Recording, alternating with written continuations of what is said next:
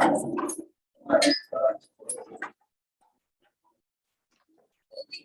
the flag of the United States of America and to the republic for which it stands, one nation, under God, indivisible, with liberty and justice for all. So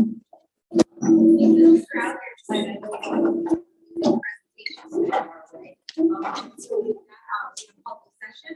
So if there's anyone from the public that would like to address the board, now is your chance. If you would come up to the microphone and state your name and address.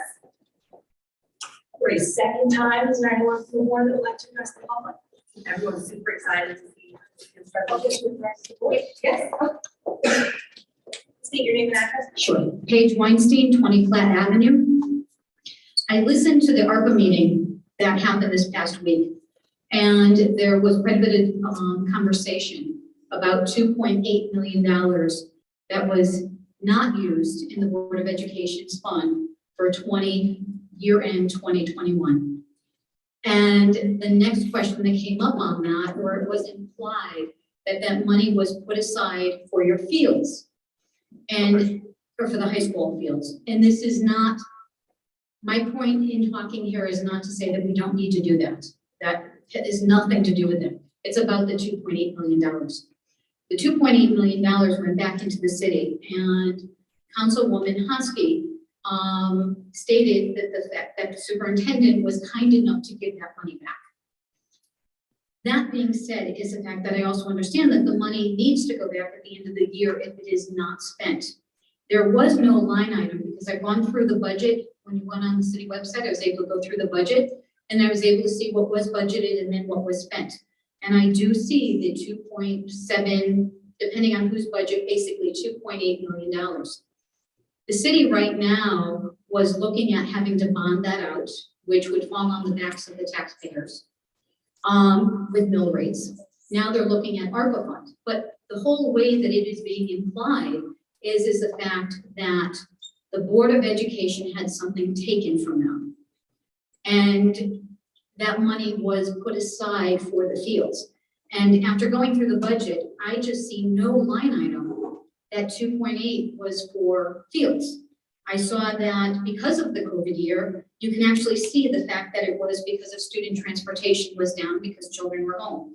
Benefits and fixed charges, there was a surplus of $2 million there. If we just look at those two items together, that's $2.7 million. And when Mr. Carney comes forward on the ARPA saying, oh yes, the city, you know, that high school wanted this and that was their money and it was taken from them.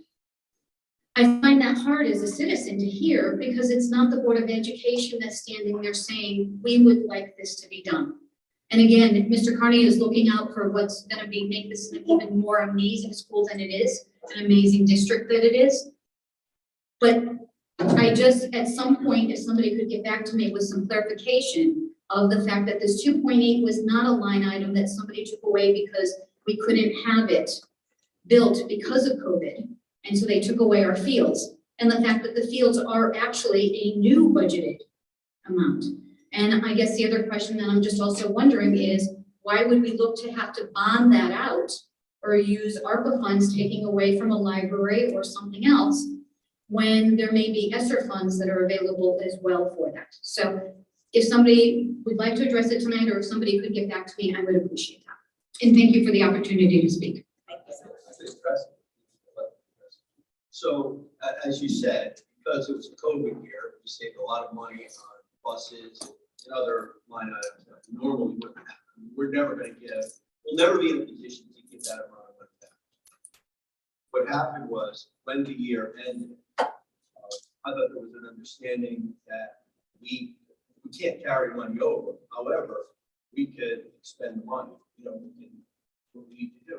All of the bidding, Matt, am I right, went out through the city finance office and whatever we needed to do in order to secure the money, make sure that we were able to spend it, even though we weren't going to be able to spend it within that year, as well as spend it prior to the end of this year. What happened was, and I was not in small medical leave. Once that happened, and again, I thought we went through, I know we went through all the proper channels. Matt and Ken Carney were called to the meeting. And basically, we're told, what do you think you're doing? This money's supposed to come back to us. We're trying to generate a larger fund balance. But the understanding was, okay, we'd have to put off the project for a year, but that the city was going to bond for the money. I wasn't really happy with that because, you know, in my mind, if you could get something done and not have to bond, that was good for Board of Ed, it was good for the city. The track is up, the track is the original track, it's 40 years old. The football field, you know, if you go out there, you can start to see seams and whatnot. But we're winning. We don't want to change the turf We're not now. gonna change it. I'm just telling you, that is superstition and that's the way that while they're winning. We understand that, but it also gets to the point where it could be a hazard. And the softball field is a drainage project. That's basically the project in a nutshell. I don't know if it's gonna be the whole $2.7 million. I think it's down to 2.5 as of the other night.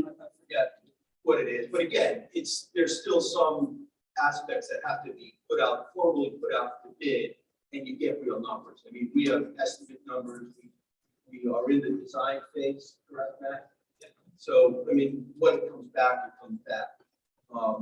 But again, at the end of the day, we agreed, we weren't happy with it. I wasn't happy with it because again, it's a once in a lifetime opportunity to spend this money that, you know, we thought we were entitled to. But we agreed that if the city needed it for the fund balance to help them with the credit rating or whatnot, fine, go ahead. And again, In a better world, the way that this works, would it be then in the following year in a budget, there would be a line item for that? And then the mayor would say, okay, I'll put that in the budget and it goes before the council. So that it just, the money was there, let's say on June 30th. And then when we put together a new budget, conceivably in a better scenario, it would then just be transferred back at the beginning of the next fiscal year. by law, the Board of Ed can't carry over more. The city allows us through a resolution to carry over no more than, I think it's $250,000. And anything over that, if we turn back money, we lose the money. Right. It all goes to the general fund. So, again, we never got that far. Got it. Is the answer. Thank you for the response. I appreciate that. No, you're welcome. But when they came up with this and they're saying, no, we owe it. And we're talking about bonding it, and that's gonna fall back on the taxpayers in a mill rate change. Technically, they don't That's- owe it to us, but the work is gotta get done. Yes, exactly. It's a need. Yes. It's not a no, it's a need. Thank you. At this time, would anyone else like to address the board? For a second time, is there anyone else that would like to address the board? For third and final time, is there anyone that would like to address the board? Seeing none, public portion is closed at 6:09. I will turn it over to the superintendent for the administration status. Patrick, I know you're first, but we've got some kids here, so we're gonna let them do the presentation. My understanding is it's not that long before. Right to you. So, you know, what the board decided to do, really likes to do is feature different programs at different schools, and that's gonna be one of our goals for this year. Tonight we have Bailey, we're coming to talk about some of their elective classes. I have to say, Rob has always been very creative, because it seems like every summer I call and say, you have what you need. And he'll say, I can use another class. The problem is space, we don't know what to do, but he really has done a good job coming up with programs that are fun, engaging, and learning. They're not, you know, part of the regular schedule, so regular academic schedule. So, you know, we come up with special, try to come up with things that kids enjoy doing as well as learn something as well. So I'll turn it over to Rob, and Rob, want to share your presentation. And we do thank all the kids and parents for coming.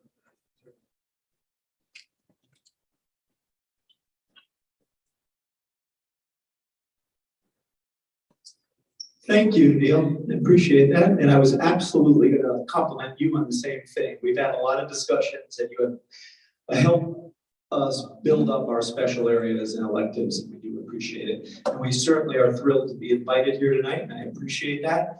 when I come to the board, it's been a while since I've been up here talking to you guys, but I always feel more confident doing it when I bring people behind me, like my teachers and my kids. And I told them last week, you guys eat that up when they come in here and they present and they talk about what they're doing in their classrooms day in and day out. So we do have a treat for you tonight. I think you'll enjoy it. I do want to just do a quick overview so you can gain a mindset of what's going on in terms of our non-academic classes over at Bailey. We have 13 of them. And of the 13, I divide them into two groups. 11 we do call special areas. 2 of them we call electives, meaning with electives, those are the 2 courses that students get to choose to take. And those electives are band and chorus. Okay, we are going to highlight 4 of our special areas tonight.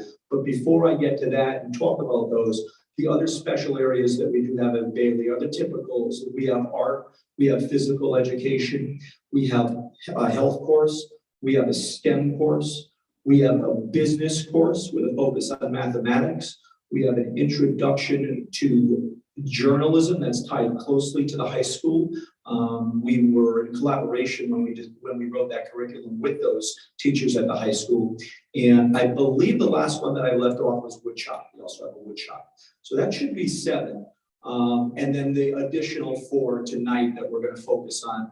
We have, and these are the more recent ones. These are the more courses that we've had in the last couple of years where the curriculums were written by the teachers that are currently teaching them or just previously taught them.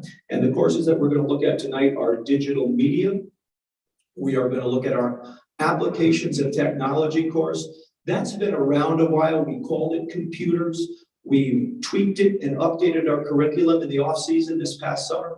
And it's got that new name, of course, applications and technology. We have a current event course that we're going to showcase tonight, and then also a drama course that we've had for the last couple of years at Bailey. And again, all of these curriculums, the 4 curriculums, I know Mike O'Brien is trying to update that website. We're going to get those curriculums up there and readily available for people to view. But you've not come to listen to me talk very long tonight, so I'm going to turn it over. I believe Mrs. O'Connor and Mr. Ed Moran are going to start off for us tonight. They will be talking about, and their students will be talking about the applications of technology course. So let's give them a welcome.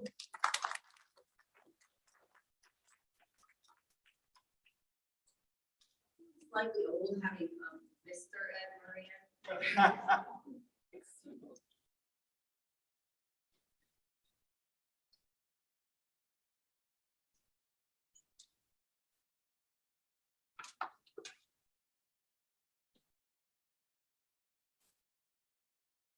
Hello, thank you very much for inviting us tonight.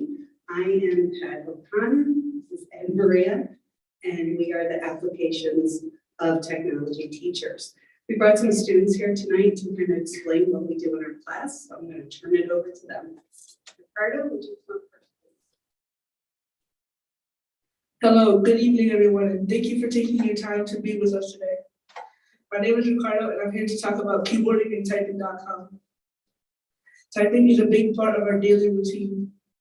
We settle into class by signing into our Chromebooks and getting right to type.com.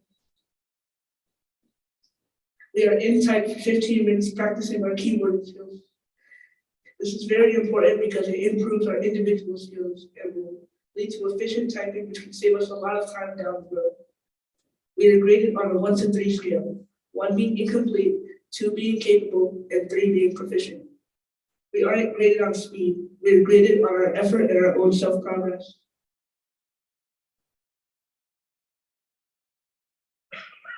Hello, my name is Isabel. Today I will be talking about Google Suite, which includes docs, sheets, and slides. In this unit, we are oriented to the skills and navigations of the Google Suite applications. So far, we have finished our docs unit where we worked on assignments like name clips and MLA formatting. We are working on sheets now. We have made 3 graphs up to this point. This is great for us because we get the chance to become familiar with what Google has to offer before getting into 8th grade and high school. The content of the assignments in Google are relative to our core classes so that we can further draw connections outside of those classrooms. Code. Code allows us to tie our experiences and work in the classroom to the real world. We are enrolled in a 20-hour course called Accelerated Introduction to Computer Science. The layout of Code.org is really appealing and makes learning the different functions of coding fun. We get to collaborate with our classmates and work towards a common goal as a team. As lessons go on, it gets more challenging, but that's all part of the fun. Once the course is complete, Mrs. O'Connor and Mr. Moran want to use the Lego Spike Prime kits to build and code Lego devices. Code is really fun and is like, you get to learn with other people, which is great because when you're older, you got to learn how to work as a team. And it is a great introduction to the world of code. So we do a piece on internet safety, and we do a free software called Anywhere, which is by Digital Compass. And Anywhere gets the kids different scenarios where they get to pick the ending. So as they go through and choose their path, they can either make it a positive path or a negative path and see what can actually happen on the internet. So it's a safe way for them to explore and see what could possibly happen without it actually happening in real life. We also do a magazine published called Living Life Online. It gives facts and tips, of course, for internet safety. With cyber awareness, we do all sorts of information and knowledge about the dangers of internet. And we do different projects to hit all the different things such as passwords, viruses, malware, all sorts of things like that.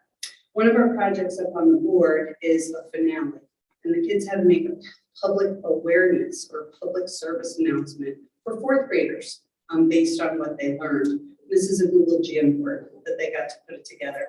So you can see on one side is the good things about the internet, and on the other side is some bad things that could happen. And these were actually printed out, and this was last year and brought to, we haven't made it to this unit yet, but it was brought to a fourth grade class where the class got to evaluate it. Good morning, my name is Albert. I will be discussing 3D modeling SketchUp. This Google application gives us a taste of designing. We have created three things: a doghouse, a basic house, and a dream house. With this application, we can design a structure with textures, coloring, and so on. This brings the projects to life.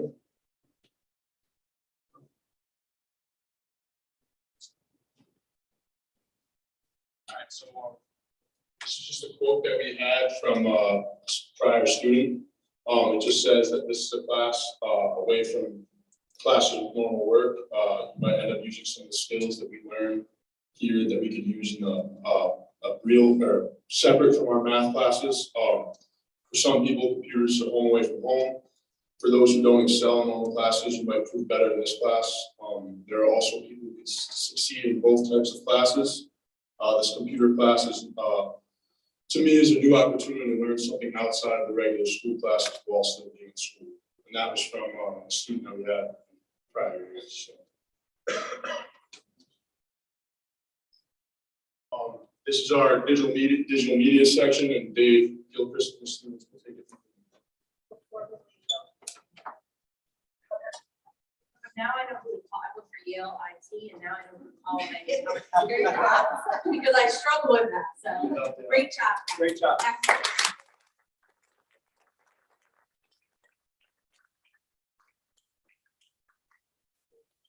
I may come and take your class.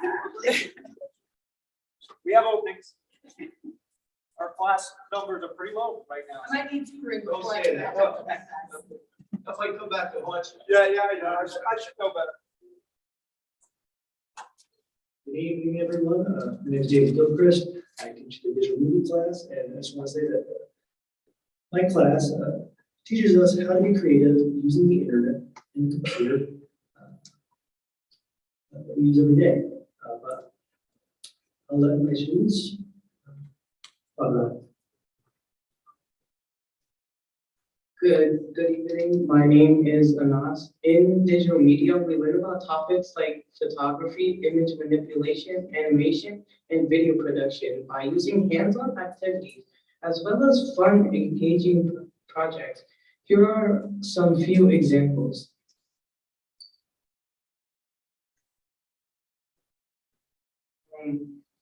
In photography, we learn how light works by doing little experiments, like making a camera obscura. Then we get to learn how to use digital cameras, tripods, and even lighting equipment.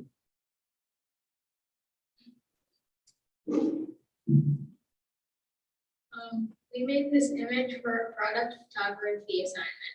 We wanted to highlight the mouse pad and make it look like it was being used in an office setting.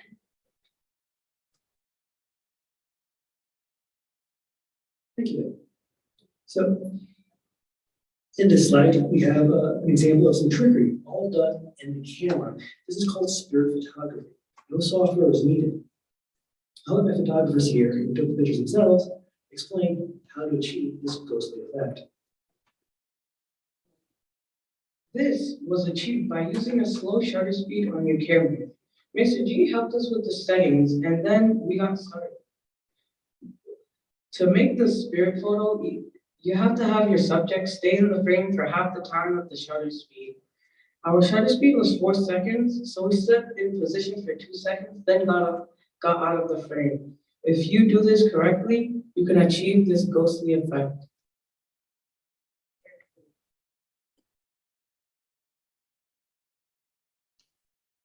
The next slide, we have an example of some of our image manipulation unit where we use Photoshop. In the image manipulation unit, we explore how images can be altered, improved, and combined with other imagery to create something truly unique. We use a web-based version of Photoshop called Photopea, or sometimes Photopea, to make a ton of unique ideas like the ones you're seeing there. I'll let Eddie explain how we can create a double exposure. Using a tripod to keep the camera steady, we took 3 shots with one of us in 3 different positions. We then overlaid them in Photoshop and erased the portions to make the illusion we were placed in multiple spots. In our animation unit, we show how a still object or image can be brought to life through various techniques like stop motion and anime softwares. The examples were made by some very artistic students.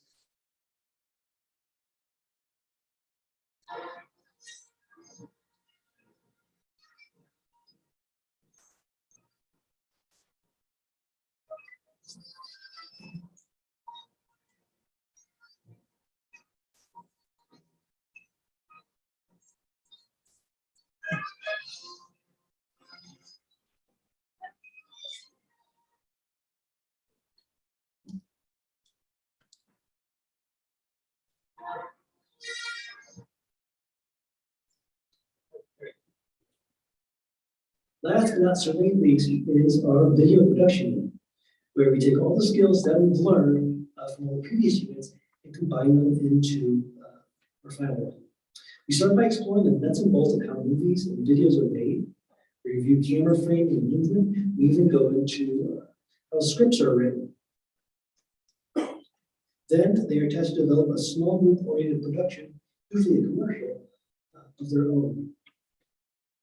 The experience that they gain from taking this course can open their eyes to the possible careers that they could look towards in the future, whether that's photographer, whether that is as a photographer, a video producer, Photoshop artist, or the hundreds of other possible fields out there. And now, here's Kevin Hardy and Adam Pells with their class called Current Events.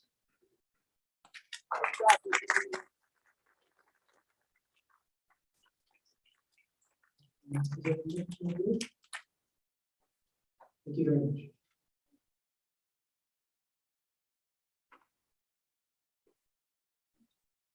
Good evening to everyone. It's superintendent, assistant superintendent, members of the board, everyone that's gathered, especially the parents that came out. We really appreciate you for that.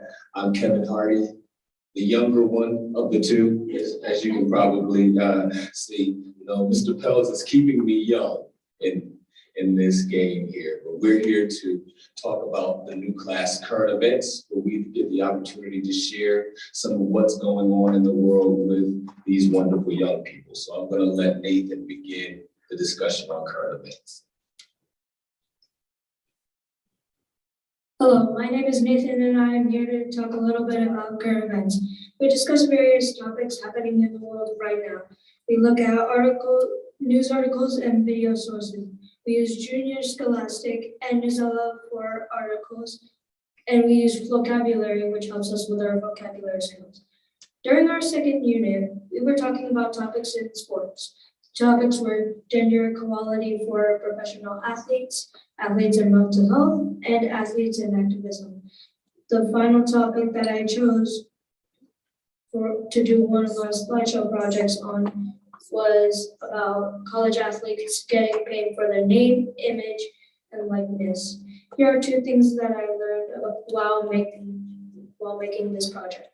The NCAA makes $1.5 billion each year, and much of that money is not shared with college athletes outside of some scholarships. Some states like California and the state we live in right now, Connecticut, have new laws in effect to change the previous rules. Other states have changes that will come into effect between 2022 and 2025.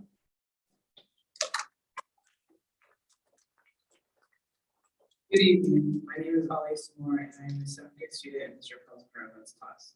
One key feature in current events class is keeping up with local, national, and world news. Each day, we start class by watching CNN 10 and learning about news stories that are happening all around the world. We have learned about many different news stories, such as the Ukraine-Russian war, climate change, self-driving cars, and nature. After learning about these news stories, we discuss the events and summarize the news stories in our daily journals to improve our writing and summarizing skills. My favorite part of watching the news every day is learning about the world and its daily issues. It shows the beauty of nature and tells us what happens in specific parts of the world that we don't always hear about.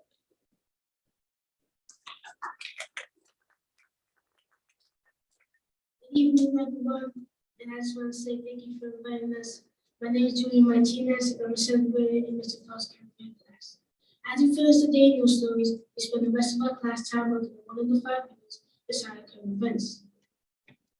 And we have already completed our first 2 units on sports, perspectives, bias, and sources.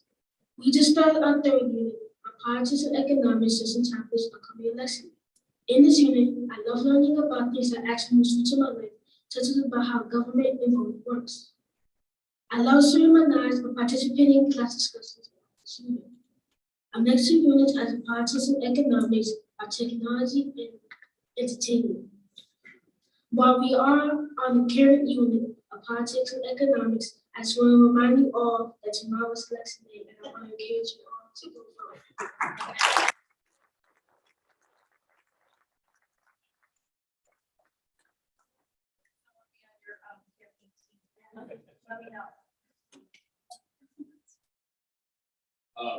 Next is Christina Nolan's drama class. Before we kick it to her, any questions about current events?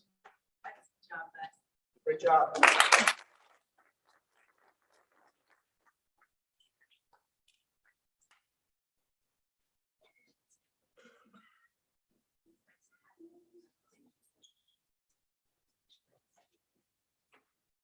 Good evening. Hello. Thank you so much for inviting us. My name is Christina Nolan. I'm the drama teacher at Bailey. I would like to introduce to you 2 of my students. We have Chase Gold and Alexia Lucas, and they are going to talk to you about drama class.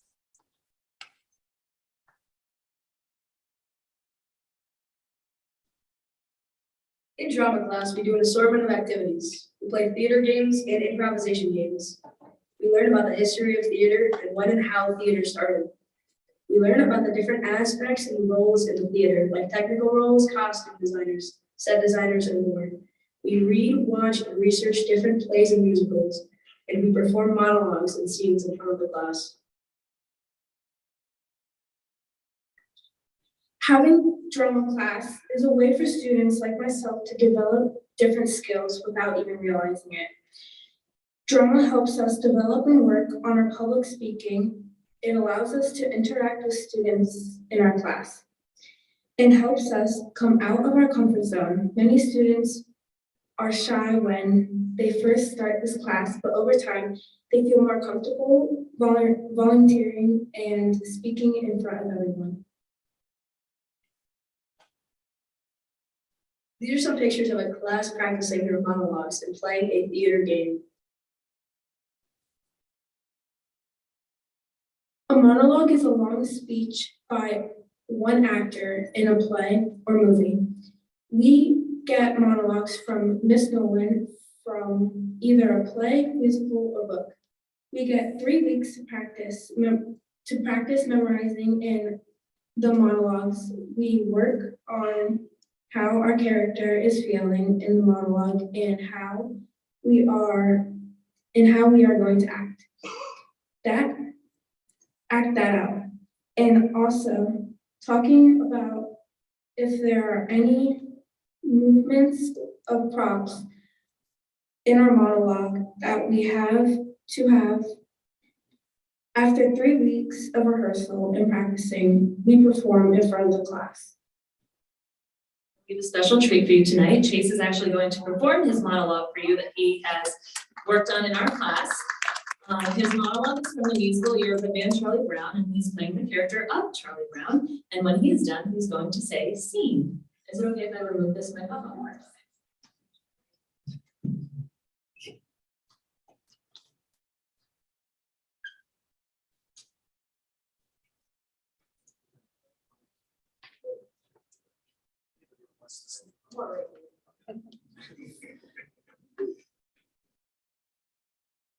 I think lunchtime is about the worst time of day for me. Always having to sit here and eat alone. Of course, some mornings aren't so pleasant either. Waking up and wondering if anyone had really missed me if I never got out of bed in the morning. Then there's the night. Lying there and wondering and thinking about all the stupid things I've done throughout the day. And all those hours in between when I do those stupid things. Well, I guess I better see what I got. Peanut butter. Some psychiatrists say people who eat peanut butter sandwiches are lonely. I guess they were right. See.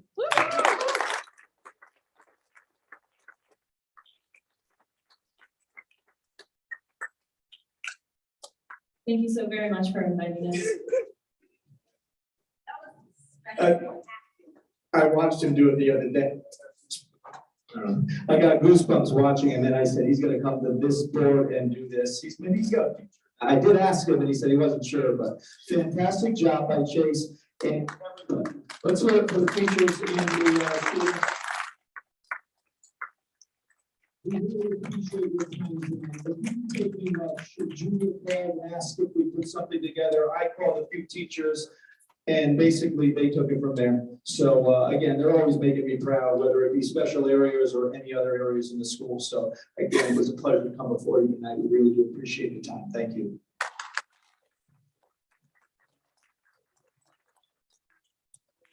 Kids have a place to go, and that's special for the nation. Give it the space that you have. Thank you. Ask the families, yes.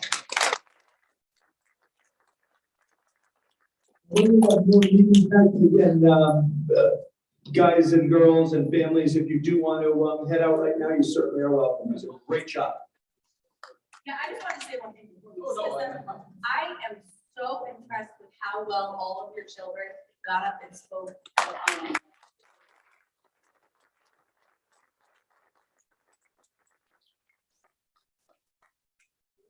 To speak in public.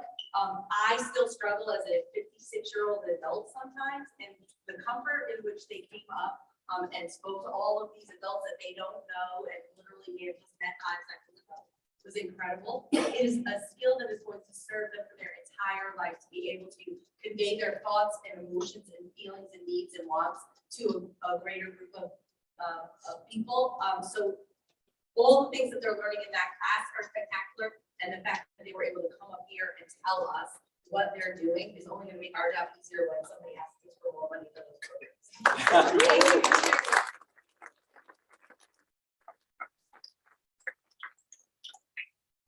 Make their exit now before the rest of the board meeting continues. Please feel free to do so. Thank you.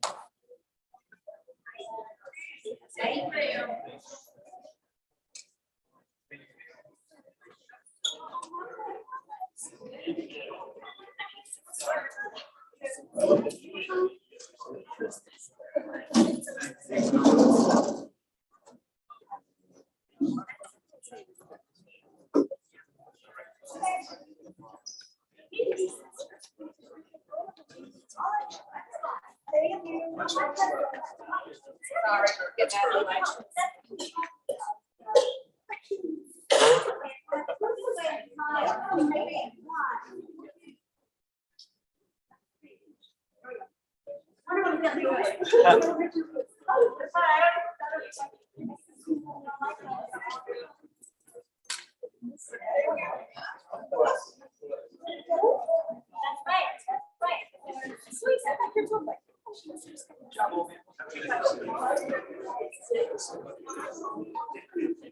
I know how old you are. We started around the same time. You, I'm so.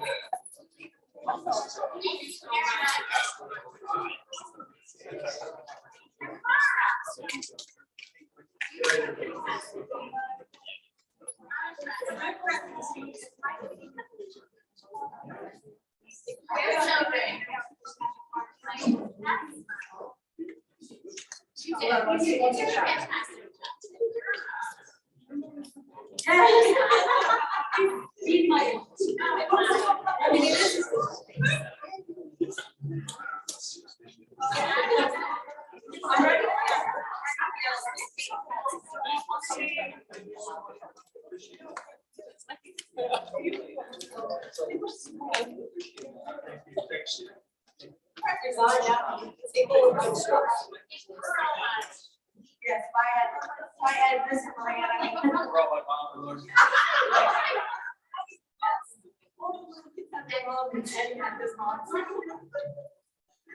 All right. Although, I love the joviality has ended, now we will return to our regularly scheduled board meeting. I'll turn it back over to Superintendent Cavallaro. Thank Thank you. you for your Patrick, sorry to waiting, but it's work. You did a good job tonight. Several board members have requested that the police department come and talk about some of our safety procedures, protocols and whatnot. Patrick Petula, who oversees our resource officer, is more than happy to comments, answer any questions, give a slight presentation. I want to say that Patrick, I think he's in third year. We have really worked well together, worked very closely together. We've solved a lot of problems and prevented a lot of problems from happening. It's a direct reflection of the chief, who we've always had a very good relationship. If there's ever a big meeting regarding a big sporting event or anything like that, the chief has always had those meetings, always willing to, give his input, and has never said no. We needed an extra police officer or additional resource officers in the school. Times get a little bit tough, so we really do appreciate the collaboration and the work that we do. And now I'll turn it over to Patrick.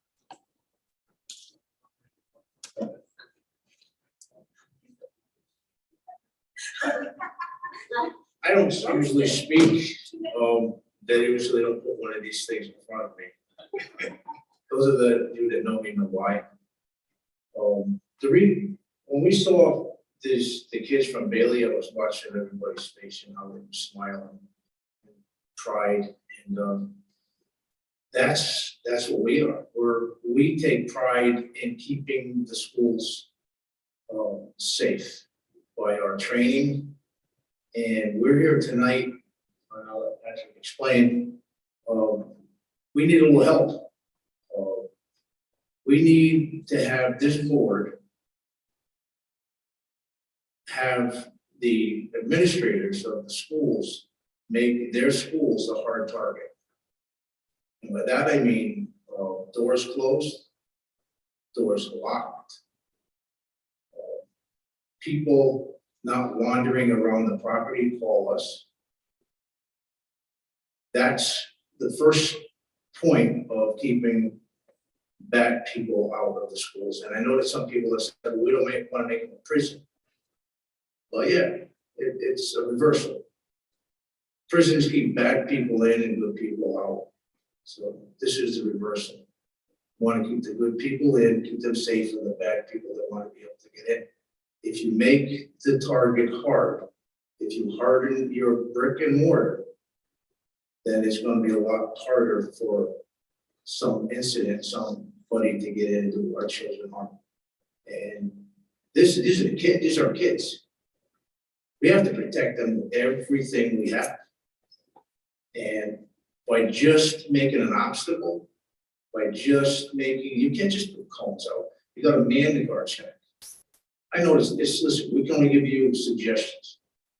You don't have enough security guards here. I understand you put the guard inside, but that's the outside. That's your first line. They can't get in up there with a vehicle off the circle. They can only get in over here at the guard check if they're just driving in. We had an incident at Pagels with the attempted theft of catalytic converters. You got an entire parking lot here. That's great for somebody who wants to steal a catalytic converter. Nobody will see it. So if you guys can help us and put out the word that we need a little bit of assistance in making the schools a little bit more inaccessible to those that should not have access, that would be greatly appreciated. I also want to say that when I have all of these things, I usually, Pat's phone rings in, so it's what you want now. But that's why I put all of this stuff on. But you know, this is important stuff. It's not police work when I'm catching criminals, and Patrick takes this and he just 2 feet in, rolls up his sleeves and just goes. And we've been doing this for a while. But I've never seen anybody take it with the enthusiasm of going around and looking at locked or unlocked doors. As the sergeant here, he's a little bit of an anomaly when it comes to things that have to get done that are of a very mundane nature. But I'm very proud of him. I think Neil and I go back a long ways, and it's something that, you know, he's as much impassioned with the safety of the kids as I am. And we've always been preaching to the choir when I talk. But yeah, that's all I have to say. I didn't swear a month, which was good.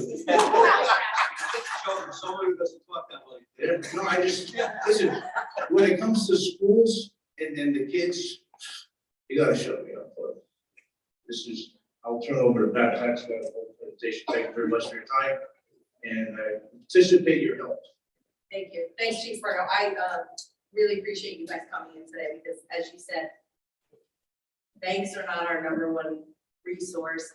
Stores are our number one resource to protect. Our kids are our number one resource to protect.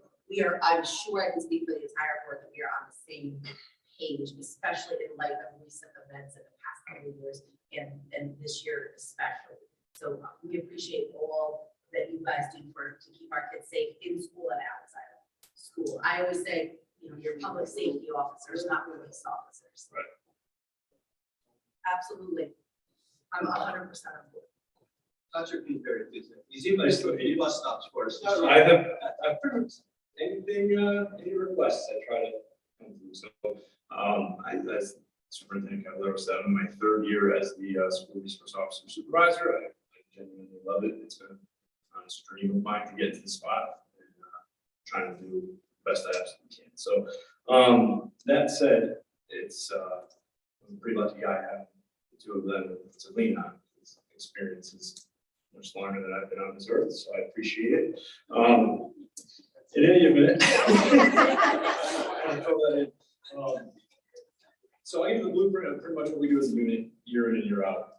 When I took this on, it's been, as the chief knows, something that we've developed long before I was even a police officer. My tweaking and as unfortunately current events happen, we have to adapt and overcome. But the goal, and my goal has always been, as a police officer and transformed to now, is just to maximize the safety of our faculty, our students, the police, and obviously, minimize risk. That's our goal. So target hardening is the term we use and when it comes to when you can utilize it for if your car is being stolen, you can utilize it in a school, obviously. So locked doors, locked windows, making sure we don't keep doors propped open, things of that nature are just the bare bones. But prior to the school year beginning, the school resource officers that are assigned to the schools will meet with facilities. Chris Evero and myself have done this multiple times. We walk the school from the outside first, try to get into the building when it's completely locked. And then we go on the inside and see if there's any doors that are sticking, locks, whatever. We take note, they get rectified fairly quickly, and we go on from there. Locks break, things like that happen. Some schools are a little older than others, but naturally we have to fix these because as we've seen in these current events, people that gain access from outside in obviously are up to no good. So that's our first goal. Second is educating our faculty. We do a yearly presentation with Detective Wolf, who is our use of force expert, who also is as passionate about this as any other officer in my unit. So he comes out to every school individually, does a faculty training, lockdown preparation, what we do. It changes. He has most up-to-date information. So year in, year out, it does change. But again, we've completed that with every school so far, with the exception of Monroe. We have that this week. After that's done, we pretty much do a couple of drills quarterly. We try to get 3 or 4 in. Crawl, walk, run phase. We'll come out, an SRO will go out to the school, we meet with the administration, we conduct a lockdown, and then the SRO facilitates it. After it, notes are taken, passed to administration, and we can see if there's any recurring issues, which not done with, thankfully there have not been.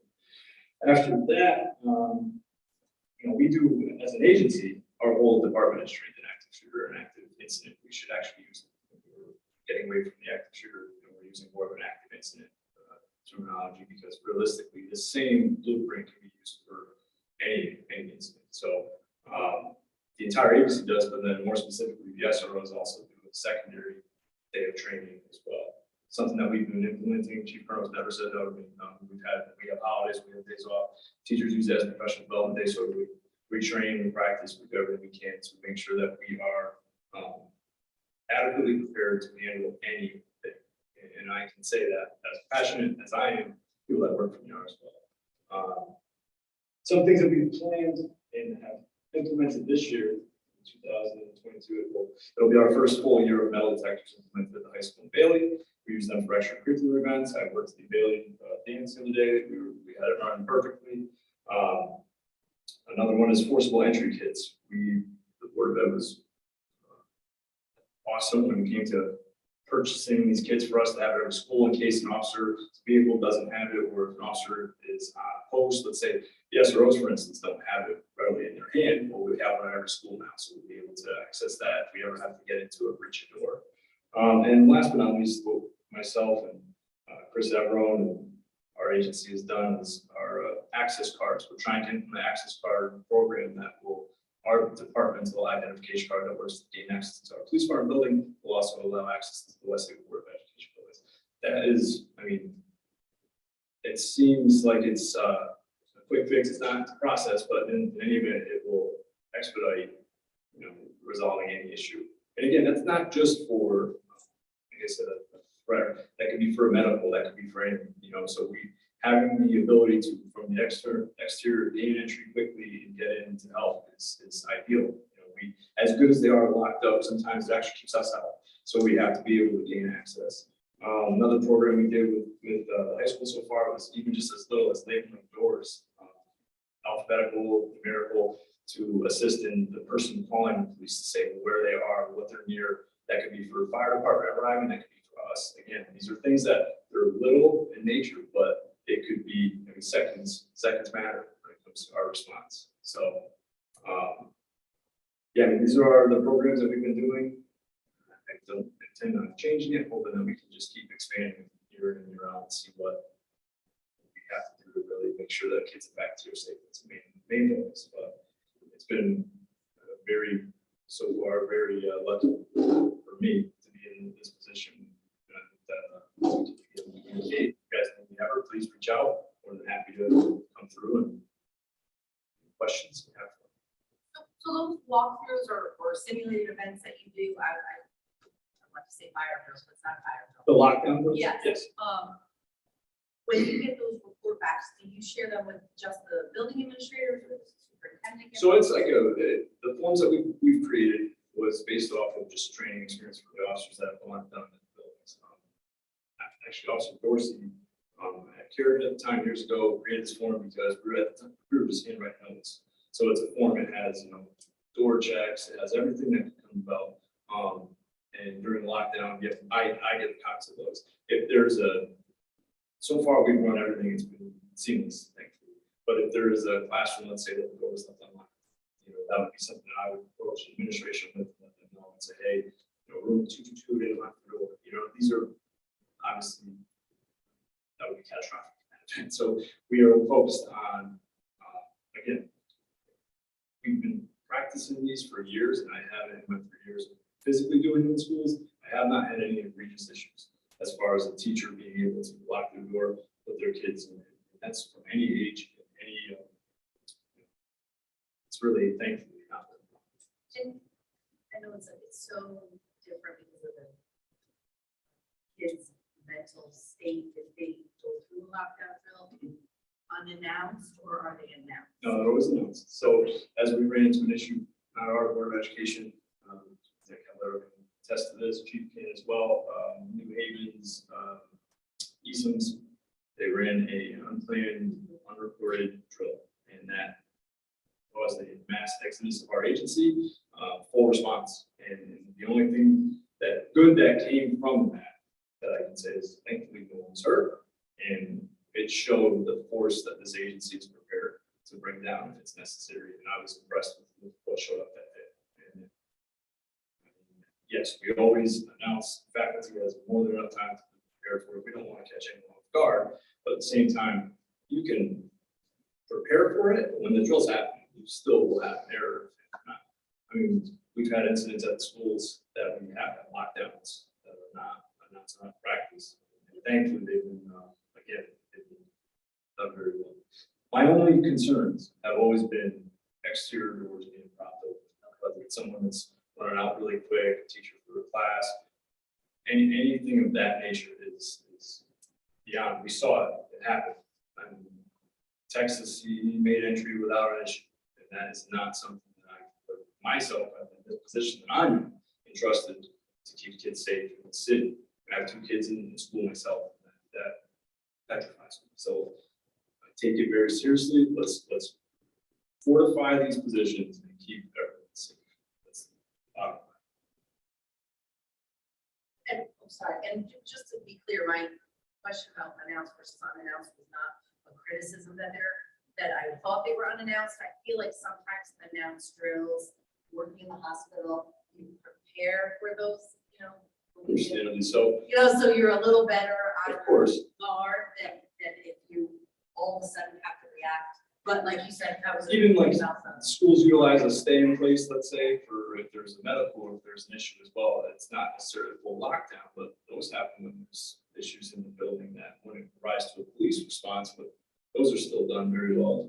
Also, so they happen a little more often than I think people realize. It's not like your fire drill preparation, let's say, where you're expecting the alarm to go off and now you're surprised like that we're not doing a drill. It's different because it's unfortunately, it's a little more common than I think the public drill. So, Thank you so much. of course. Are there any type of panic buttons? So in the high school, yes. As far as other Board of Education buildings, I don't know. So. Probably the only one that has is panic buttons. Six of them. Office. The area of refuge to those. The area of refuge. Yeah. That's active. Right, but that's. That's good. That's good.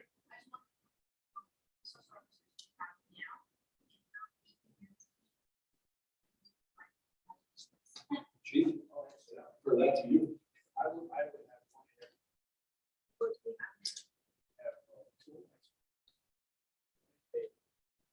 One in Caribbean and one in Caribbean.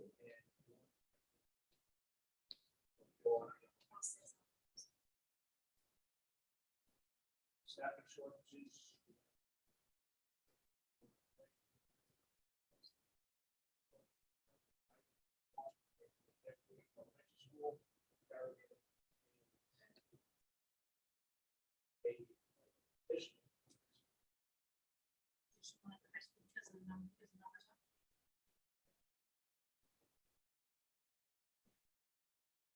These are regular officers on your staff that account in your police department staff. Because I know you guys also are having a shortage, so if they're in our school, they're not on the street, if they're on the street, they're not in the school, correct?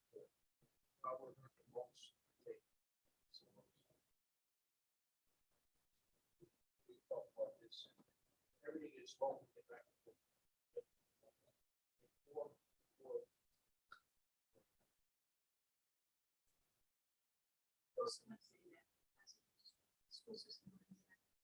Schools and factors as well. I love working with them. They were very positive. They had distance, they were still police officers, but the kids knew and they felt comfortable. So it's a valuable service centers you have. Here's go.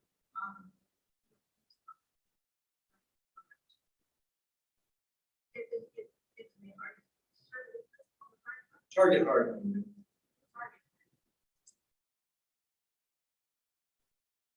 I think to your point, Pat, I think the community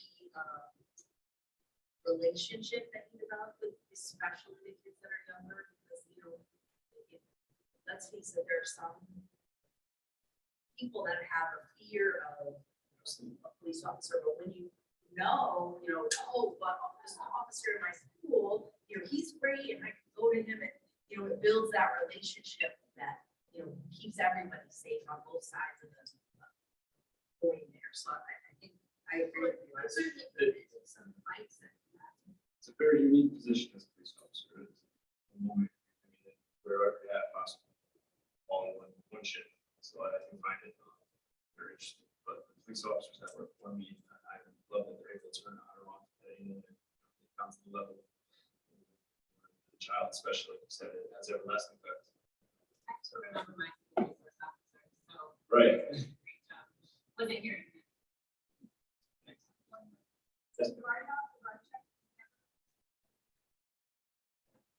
There's a guard shack. There's some in the guard shack. When they're short staffed, side, that's probably. That's just as important. Yeah, no, a few years ago, just a few. I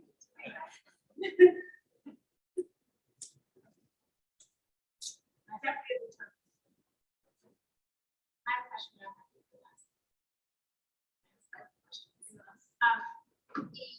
The exterior door checks that you're talking about that you do at the beginning of the school year, is that while there's people in buildings, or is that before school? So it depends, like, for the most part, it depends on when the unit comes back. We're able to do it before school starts, ideally, but then as doors get used, and things throughout the year, things break also, depending on that. Ideally, yes, prior to school, prior to students back to the inside, the SROs come to me. They set up their office, when they're familiarize themselves with staff, and then conduct a security assessment of the building. And it's as little as even checking cameras work, they're pretty extensive. So in any event, yeah, ideally that's prior to staff and kids being able. And then on their daily routine, they are to walk, check stores, and again, things come up. Kids mess with stuff, things break, but things also get left open, propped open to make life a little easier. We address it. When that happens, if it's, I think a lot of times it's just human error that these things are, what's propped open, who, show away, did latch all the way. Is there a report that's issued, or is this something? Right, so if it's something that occurs, I usually, one time I did it, twice we had a problem. So, if it's something like that, and that nature, yeah, I get a phone call, and I can reach out to the administrator of the school to address the issue. If it persists, and we go further, thankfully, hasn't reached that level yet. Or it's almost establish a pattern. You see, I'll use that really, but I'm not thinking that's a feeling, but the kindergarten door is left ajar, then it's kind of a reminder. Absolutely. Consistently left ajar, then it's a little more than a reminder, so we're able to establish a pattern of where the human errors that can address them as necessary. Of course. Yeah. And that's, at this point, their instruction's been, if there's an issue that's needed to contact me immediately. Just report it just to resolve any error. Realistically, we haven't, thankfully, we've addressed things early on. Keep with that, that's the main thing, just a reminder. As we have winter break and then we come back, it's just pretty run. I'm all over the last or else to not check stuff. It's things pop up like that. So, right. So Chief wanted us to help. So I guess my next question is how can we help ensure that this is happening? It sounds like we need support, but how do we support you? I mean, we just need everyone to be on the same page. That my opinion, blueprint to safety for a school is the building itself. So let's keep the doors locked. Let's keep so exits. They come back in and go back to the metal detectors. Let's say at we're at Haley. If we're at Haley and the doors left open, we address it. It doesn't happen twice. So that's the main thing is just making sure we're accountable for because down the road, I mean, I myself could not hold myself if I left the door open and something were to happen. So as Chief said, that Pagels incident, I mean, that individual was deciding he wasn't going to run away from the school, he was going to run into the school. You know what I mean? We want to make sure that that's something that is accessible, gain access, I should say. So, yeah, I mean, that our profession gets more bodies in it, not more SROs.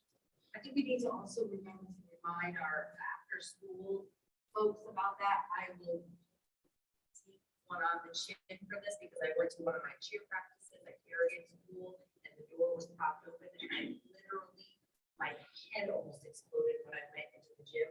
I started screaming. They all were like, oh, I'm like, could I have left your scare because I could have been anybody coming in. Right. So I think after you've heard me. Yeah, that door's probably frequently, I think, because you keep hearing them knocking. I don't hear the that stairs. stuff, I think yeah. that's a really great point that. But I think program. my question was like, oh, we didn't know. It was literally right after the incident in Texas.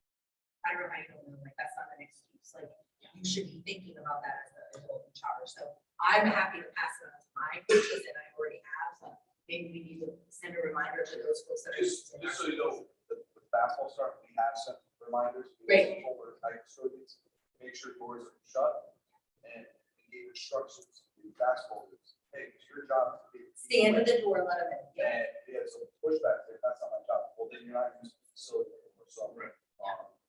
They have an understanding that doors will not be properly open because the gyms do not do that. Agreed. So I they just know, outside we said, That's why I said, like, we send messages out already to the leagues, so they know. Great. We instructed our night students, hey, when you're out, just make sure you check. Have a ledger kick it out. And then let us know. I think I called you that night. I was Yeah. literally, Yeah. my blood was boiling. I don't care if it's during the day, I don't care if it's after school. It is unacceptable that a door is propped open. I have 2 kids in the school. I have, how many kids are we? 5,000. We have responsibilities for those 5,000 kids. Unacceptable. I do not ever support So we definitely are on the same page. If there's anything else that you think of that we can do, please feel free to contact me personally. I can't, you guys have full access to Kim, so it's tell her to call me. Listen, 100%. Thank you It's very much. we'll build it safe. We're not speaking on the board of it. I don't Please know. do. I do not think We used to see it in City Hall, we yelled at them for their security. You didn't even yell here. No. I'm yelling, we just started with the community house on Elm Street. You guys spent a full load of money on detectors, bonds. Gotta do some- Your personal entry kits. Yes, ma'am. Every police officer have those in their. They're in the group, yes, ma'am.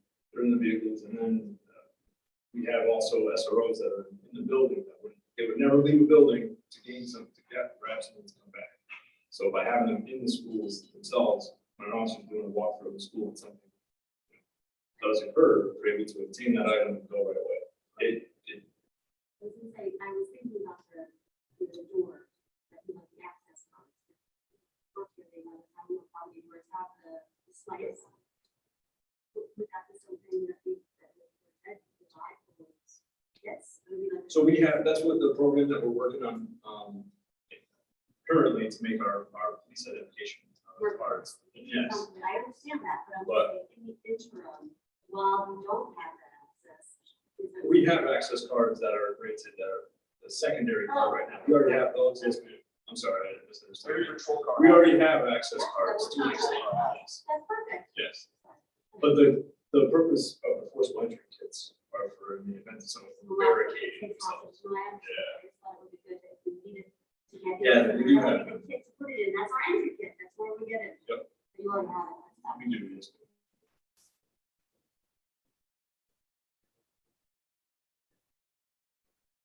Oh, yeah, we ran that's right, we ran a, training day, it was two day seminar with our special response team and the patrol division.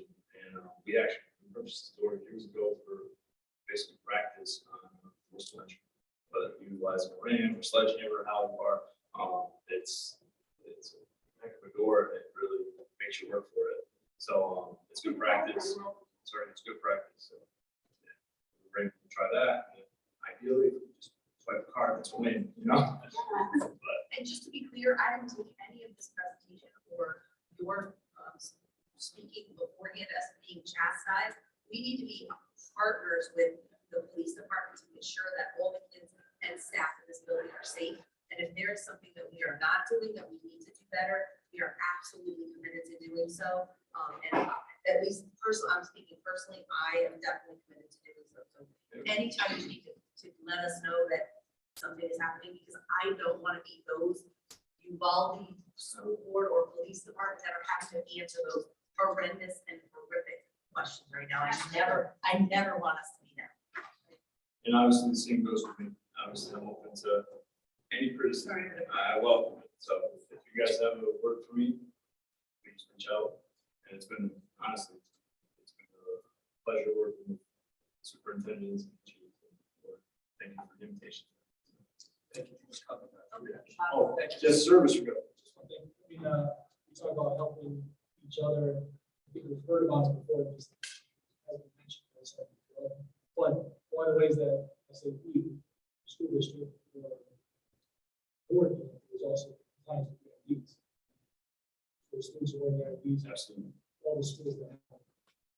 Right, I didn't touch on that, I should have, you're absolutely right. The IDs it's huge for us as an agency.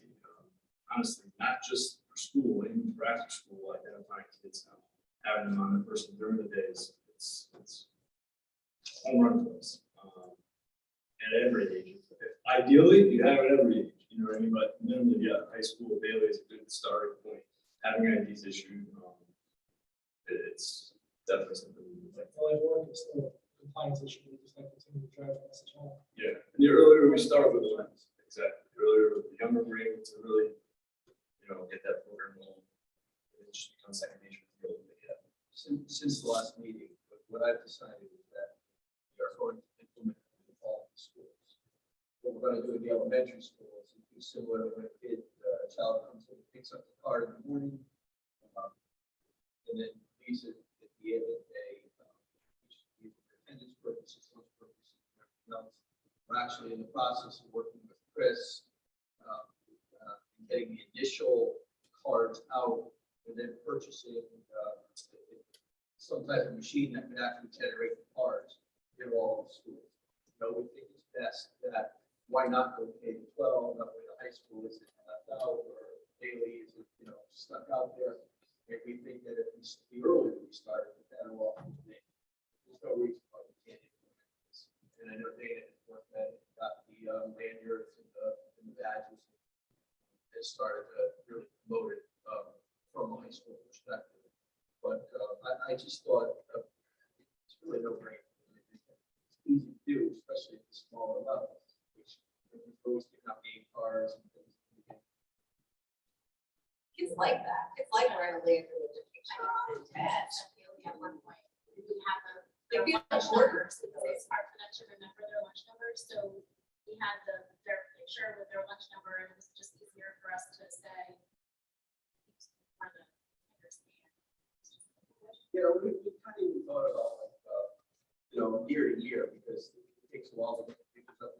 If we had to take a bus number off or something like that, or designate it as a new student that's not quite, in the system yet, so to speak, with all the information that we need. We can at least get that started. So, my hope is, again, Chris, I don't know where we are with actually ordering those machines, but could be like as soon as the first of the year. Yeah, that's what we're working on. It's a visitor management software, so when any person comes in, vendor, pretty much send their IDs at the door. Background checks. Oh, we have a, yes. Yeah, but we're trying to incorporate this from district wide. And the kids can also check in with the machine, scan it, go on. It backs up the house, so there's no, they run reports. Good for high school kids, so come in when they hit the elementary, scan their ID, goes, attendance goes in. They could use the same ID for lunches and all that stuff. So work on it. I talked about school districts that rolled it out to a lot of different You should call those kids from Mr. Bohan's class that know all this programming stuff. They might be able to help you. Yeah. They're surely smarter than I am, so they got sure. My board is where everything goes. They swipe when they get on the bus too, they started that from contact tracing during COVID, but I also think that, who's on the bus and who's ever an accident or something, who's there, I don't know. I don't think it's hard. I think once we actually have the cards in hand and the technology that Chris, I think it's really easy to do. I think then you prevent kids from taking buses they're not supposed to, and, like, it's just something to explore. I just see this.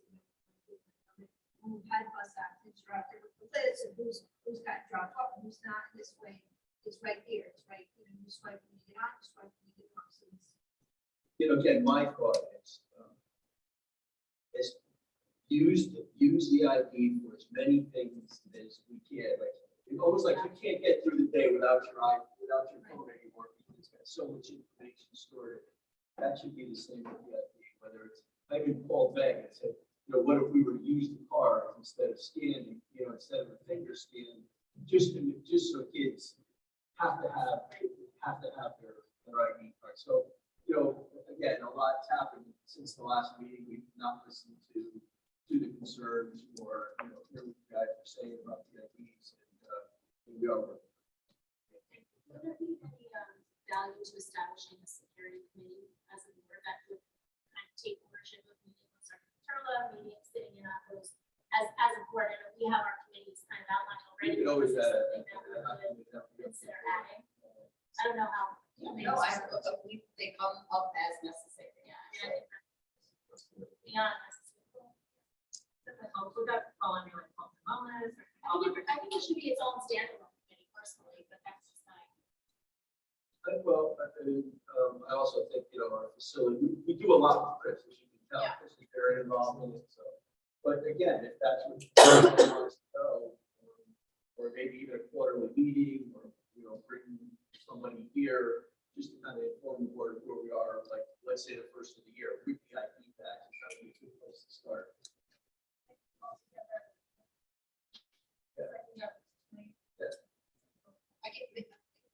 maybe instead of a separate committee, it should be a standing item on every committee's agenda. So then when they come back, they can report their security concerns for facilities or for athletics. Because I think there's a security component in every committee, except maybe curriculum, or maybe we could do a learning module about making sure the doors are shut, follow the rules. I don't know, you know, I think maybe a standing agenda item on every committee that we already have. Like give everybody a voice instead of just the people on it. Chris, and I don't think it's a big issue, you know, you could just update us periodically as you get more information or we get closer to making the purchase and actually receiving the equipment and then actually.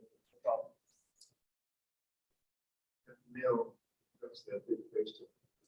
There are several exits in this building. At the end of the day, the students wait through one particular exit or they can wait the building. So I think most of them exit out the front door because that's where the buses are, correct? Dave? The students in the cafeteria exit out the side exit here, so they're not going back to the cafeteria, so exit out here and either go to the right towards the buses or toward the left to pick up. And the bus folks exit out the old main entrance and the pickup folks exit out the new main entrance. So there's 3 exits in the afternoon. In the morning, there's 2 entrances. One is at the new main entrance and one is the old main entrance where the parent drop off is, and those are manned by security and metal detectors. There's 1 first set of metal detectors here, but that's only for our ACES Light Concealed folks because their bus drops off down here. So 2 main entrances in the morning and then 3 main entrances in the afternoon. Most of the schools follow that same sort of model with 1 to 2 main entry points for students, 1 main entry point for any visitors or vendors. And then at the end of the day, it's varies by school, how many exit points you have based on walkers, buses, and so on and so forth. It's pretty well organized. And, you know, again, keep in mind, remember the last building that was famous for 86 doors or something? When the bell rang, everybody just went out all of them. So you really can't do that. The other thing is, Patrick, if this door were to stay open for 30 seconds, it starts beeping our alarm. So that way you would know that somebody can't just hold the door open. Well, that's exactly what my co-sign, because put that might be, you know, frankly, right at now, when he's leaving to hold it up for somebody else to come in. Yeah, well, you can't do that if you want. Again, this school is, you know, that's, I think it's a code requirement. We didn't do anything great with it, but it's now the requirement. I think that's a re-education point too, right? We have to do one at work because your first day of state when someone is coming in behind you is holding the door for them. But, you know, it may be a re-education. You know, I point for found that fighting that tough even when I walk into a building, there's a parent behind me, you know, or I think it's a parent or even a vendor or somebody like that, you know, you're being rude, but you're. It's the rules, yeah. Thank you very much. Thank you very much for having me.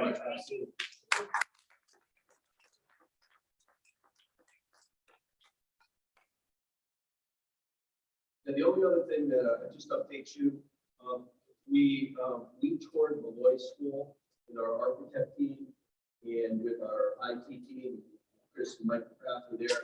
It looks like that is going to be, we're targeting that to be the location to relocate Washington School. It's a small building. We convinced the building committee that originally we actually asked for 4 modular classrooms, but we're going to get 6. We'd like to get 6, and I think they consented to that. They can price out what it would cost to lease the modular classroom.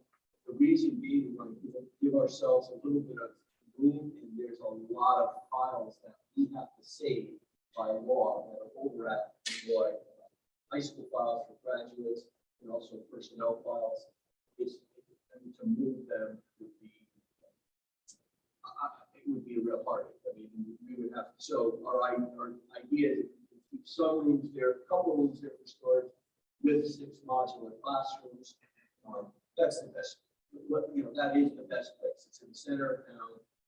I think we would have to work out a separate bus schedule Things that need to be overcome though, number one, we obviously have to work with our local building officials. I don't see that as a problem. Keep in mind that neither Washington nor Lloyd are fully handicap accessible. The reason we have to be a little bit careful about that is when we go to the state and make that part of our plan, they have to show that the building is accessible. And the reason we have to get approval from the state is because that money is part of the project, therefore it's reimbursable.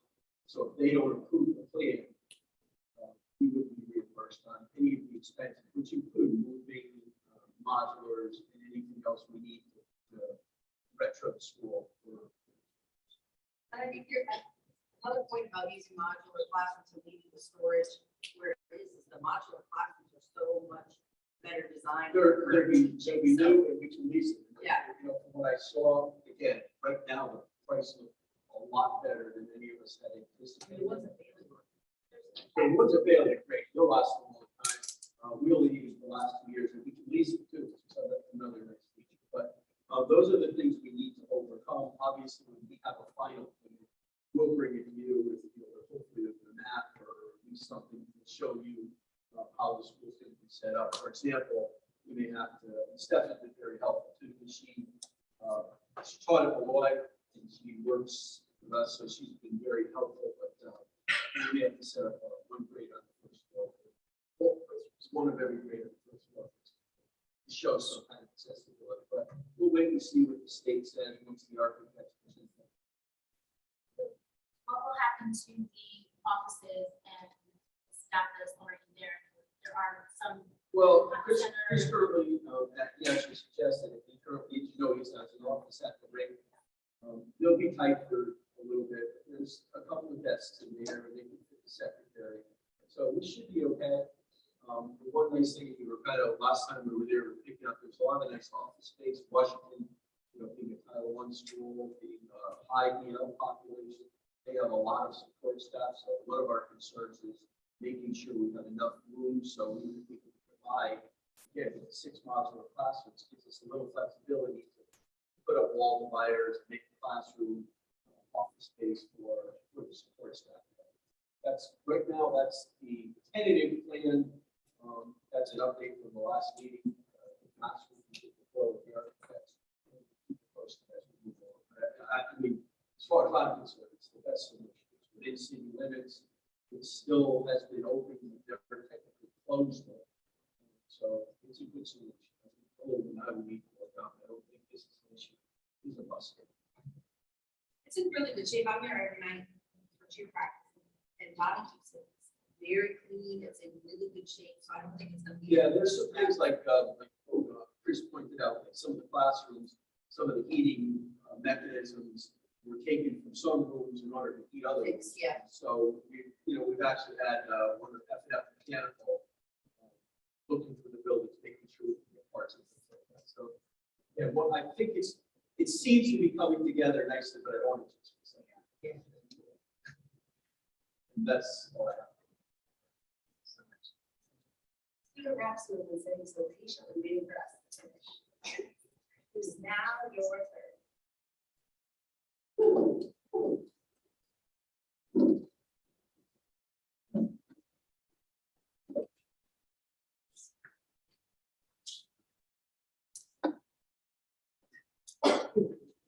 Thank you very much for coming. Hello, everyone. Good afternoon. My name is Diego. A few things about myself is I'm a senior at Western High School, and I'm the captain for the soccer team. I play and I participate in the indoor track. Before we start, I just would like to ask you guys something. I know you guys are talking about ID cards and all that stuff, specifically for high schoolers. I just wanted to ask, how would you reinforce us to wear ID cards? Because I know many peers and many students would refuse or would just not forget to wear or just have them on their person. Yeah. Here's my answer. We want to really promote it as a positive thing that's good for the high school. We heard the police department about being essential. Obviously, you're not gonna just get immediately expelled, suspended, or, you're not gonna get a heavy punishment, unless you absolutely refuse to wear it. We wanna work, we wanna come up with some backup plan, so if you don't have it, we can get you temporary ID. We don't wanna make it punitive, again, we wanna make it more positive. All right, it's the message that we want to sell to the staff and the students.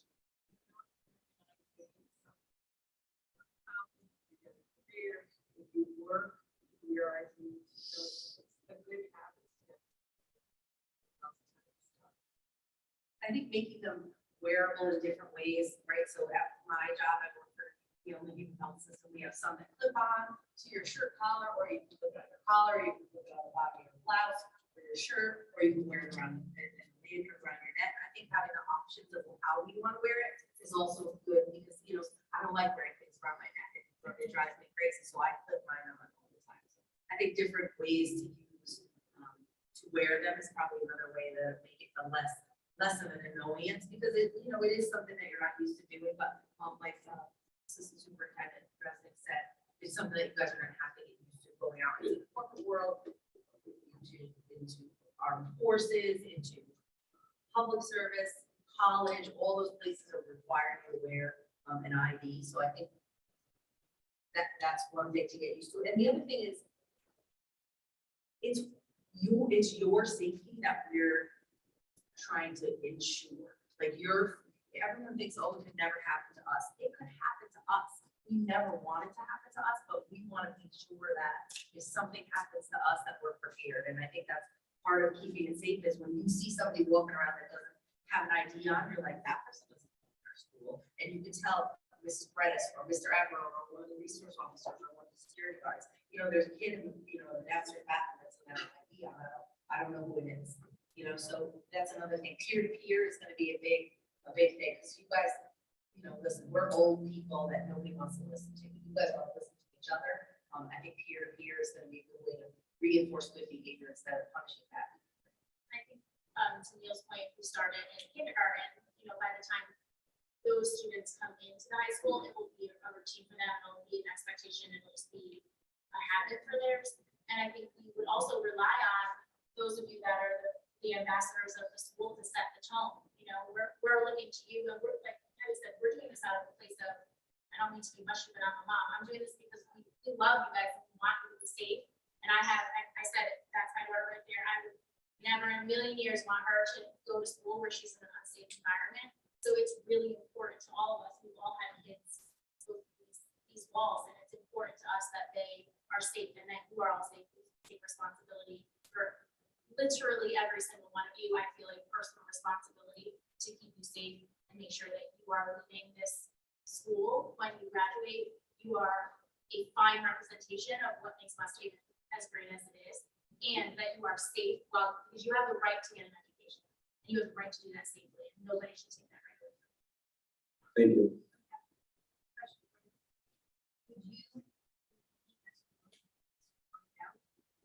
What's holding you back from wearing? Like to hear from you guys. Say what we want to clip on. How can we make it more palatable? What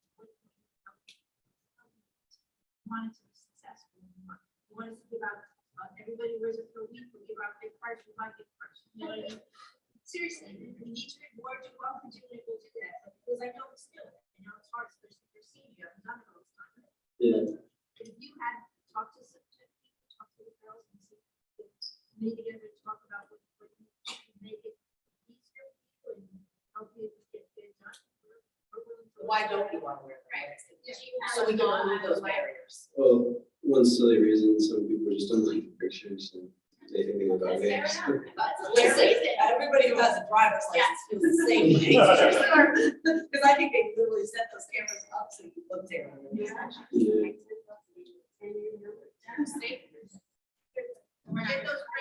Filters on.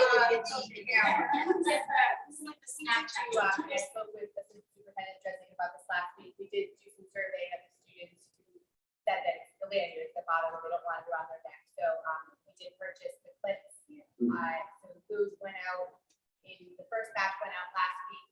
The kids got their brand new IDs between today and Wednesday, depending on where the clocks fall. And those all have clips with them. We were handing them out the door this morning. So we're hoping with the clips it'll be a little bit more palatable. You always read my mind, Dana. And they, I mean, they seem receptive to the clips too. There were quite a few students that said, oh, can I have one? I need a clip. I don't want this one. Can I have another one?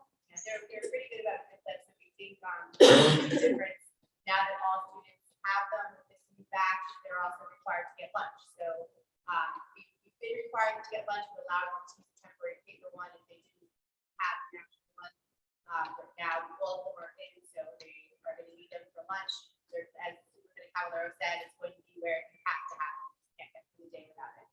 So Another thing is that a lot of places, where you work, you get recognition, things to put on your badge. So like if you can interpret in another language, you get a clip for a button for your badge. Or if you're an honor student, you get a button for your badge. Or an all-state athlete, you get a clip for your badge. Like, just like that you can promote your own stuff on your badges too. That might be something to think about. Yeah. It's not the volume, right? All right, to start our weekly news, we've hosted the SEC finals for both boys and girls soccer and girls volleyball. All SEC first and second team were voted by coaches around the state. For our school, we have me for first team,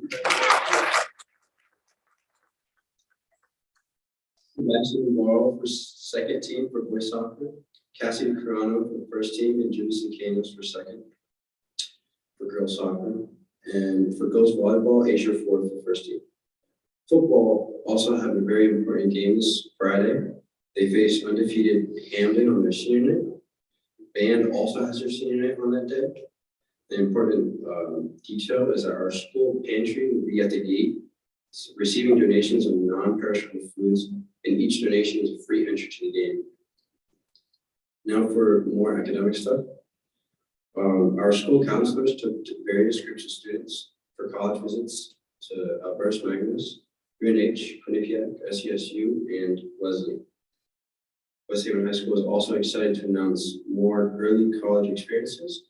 UNH and Gateway are offering courses in different aspects of their expertise to juniors and seniors with a 3.0 GPA or higher. All these students must do is go to the UNH website if you're interested in UNH courses, or fill the Gateway forms in your Power School.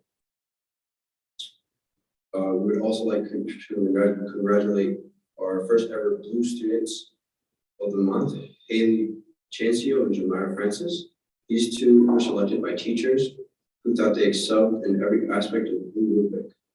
B, for becoming an informed thinker. L, for lead, learn, and communicating. U, for understanding your civic duty. And E, for exploring your passion. These students received a Dunkin' Donuts prize to be shared amongst their classmates and a bag of blue themed goodies. Also, tomorrow's a day off for students at West Haven High School due to Election Day. However, AP government students are required to go and help with Election Day. Our mock election votes also came in. More than 1,000 students voted, and results were in favor of the Democratic Party. DECA will also be holding a semi-formal at the CLO banquet Friday, December 9th. Tickets will be sold this November 21st and 22nd. To end off, our peer advocates are selling calendar raffles for $20 to raise money for the yearly Toys for Joy. We raise money to buy toys for those in need. If you would like to support or be considered a raffle prize, you can either speak to me or Ivana right there to purchase a calendar. And with that, thank you so much for your time and attention. If you have any questions. Thank you. You did a great job.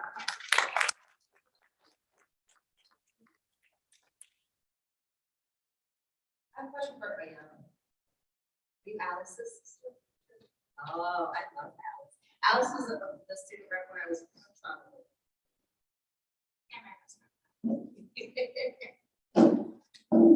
Right, board, I will start.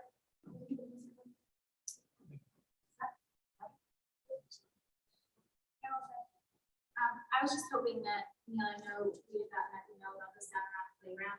Was anyone able to take a look at it? Yeah, we've been out there, we've actually addressed it, but, I think we're in the process of fixing the slide.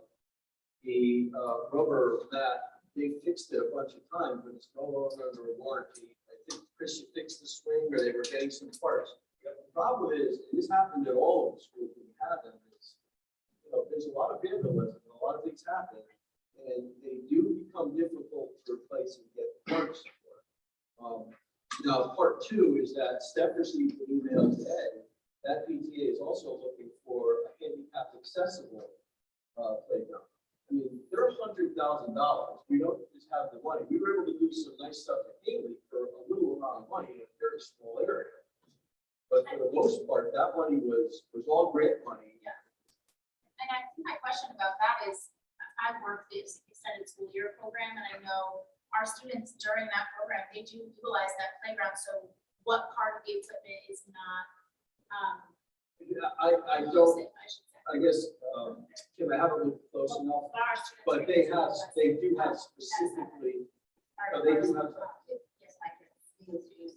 they do have specifically handicap accessible, wheelchair bound kids so that anybody can use them. That playground certainly is not equipped right now. In the past, a lot of at least when my kids are in their 20s, all the playgrounds in the schools that they attended were, the fundraising was done by the PTAs to install the playgrounds. And we then, at the time, the agreement was that the PTAs were also funded to fix them and maintain them. And I think that fell on wayside because it just wasn't, they just weren't able to do so. But I do think that we need to have a serious conversation when these are going to get planned out and make a plan for how that's going to happen, because it does take a big bite out of the teaching budget. That's a great point. I think we've discussed this. With a gift that size, it's great that the state reps went out and got the money. It's a good thing. We're never going to say no to equipment like that. But in my opinion, those types of plans should be presented to the board. Once they're installed, the board should accept the gifts. However, they should accept it on the condition maybe that when they break, who do we call? Because we can fix them to an extent. Like, for example, like the ones that we just got, they come with some spray paint and extra nuts and bolts and things like that.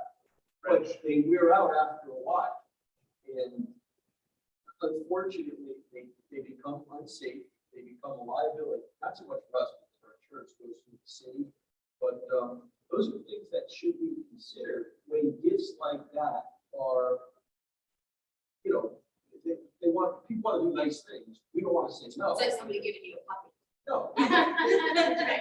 It's a nice gift, but then. In some respects, you're exactly right. We bear the liability of it and the maintenance down the road. And that's what, not just those playgrounds.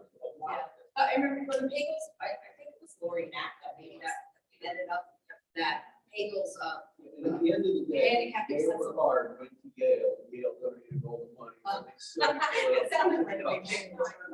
But I remember it was installed for like a week and someone lit it on fire, right? Like, oh my gosh, it was a week only. And we would maintain that balance between trying to have our facilities available and open for people to use, and then somebody taking their car onto the new pickleball court and doing donuts and just tearing up the court. Like Just so you know too, up until a certain point, Public Works maintained all those playgrounds on school grounds. It was up until probably 10 years ago. Mike had more knowledge of that, but they were maintaining it. And said, hey, we'll trade you off. There was some tailgate. So we took all that. And when the schools closed, we scavengered a lot of the parts. And eventually they just ran out. You just can't get the parts either the older they get. So It's definitely important to have inclusive play. This play is a part of socialization, part of your education. I just don't know how we can expand it. no one's against it, but again, listen, I give Savin Rock, who never really had an active PTA, give them a little bit of credit for all of a sudden say, here, we we have a PTA now, and we see what happened in Haley, and we see what LaPerle got, and, you know, we want the same things.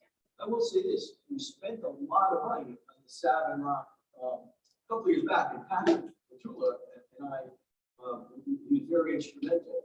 We were getting a ton of vehicles. We put up the new basketball courts, we had just got the playground installed. That was one of the first ones with the rubber, mat, which is nicer than the chips. Well, every night, we kept getting vandalized. And You know, Andrea get emails. and we actually set up an after-school program where we had police go by here, and we had, you know, we had some of our gym teachers go out there to manage.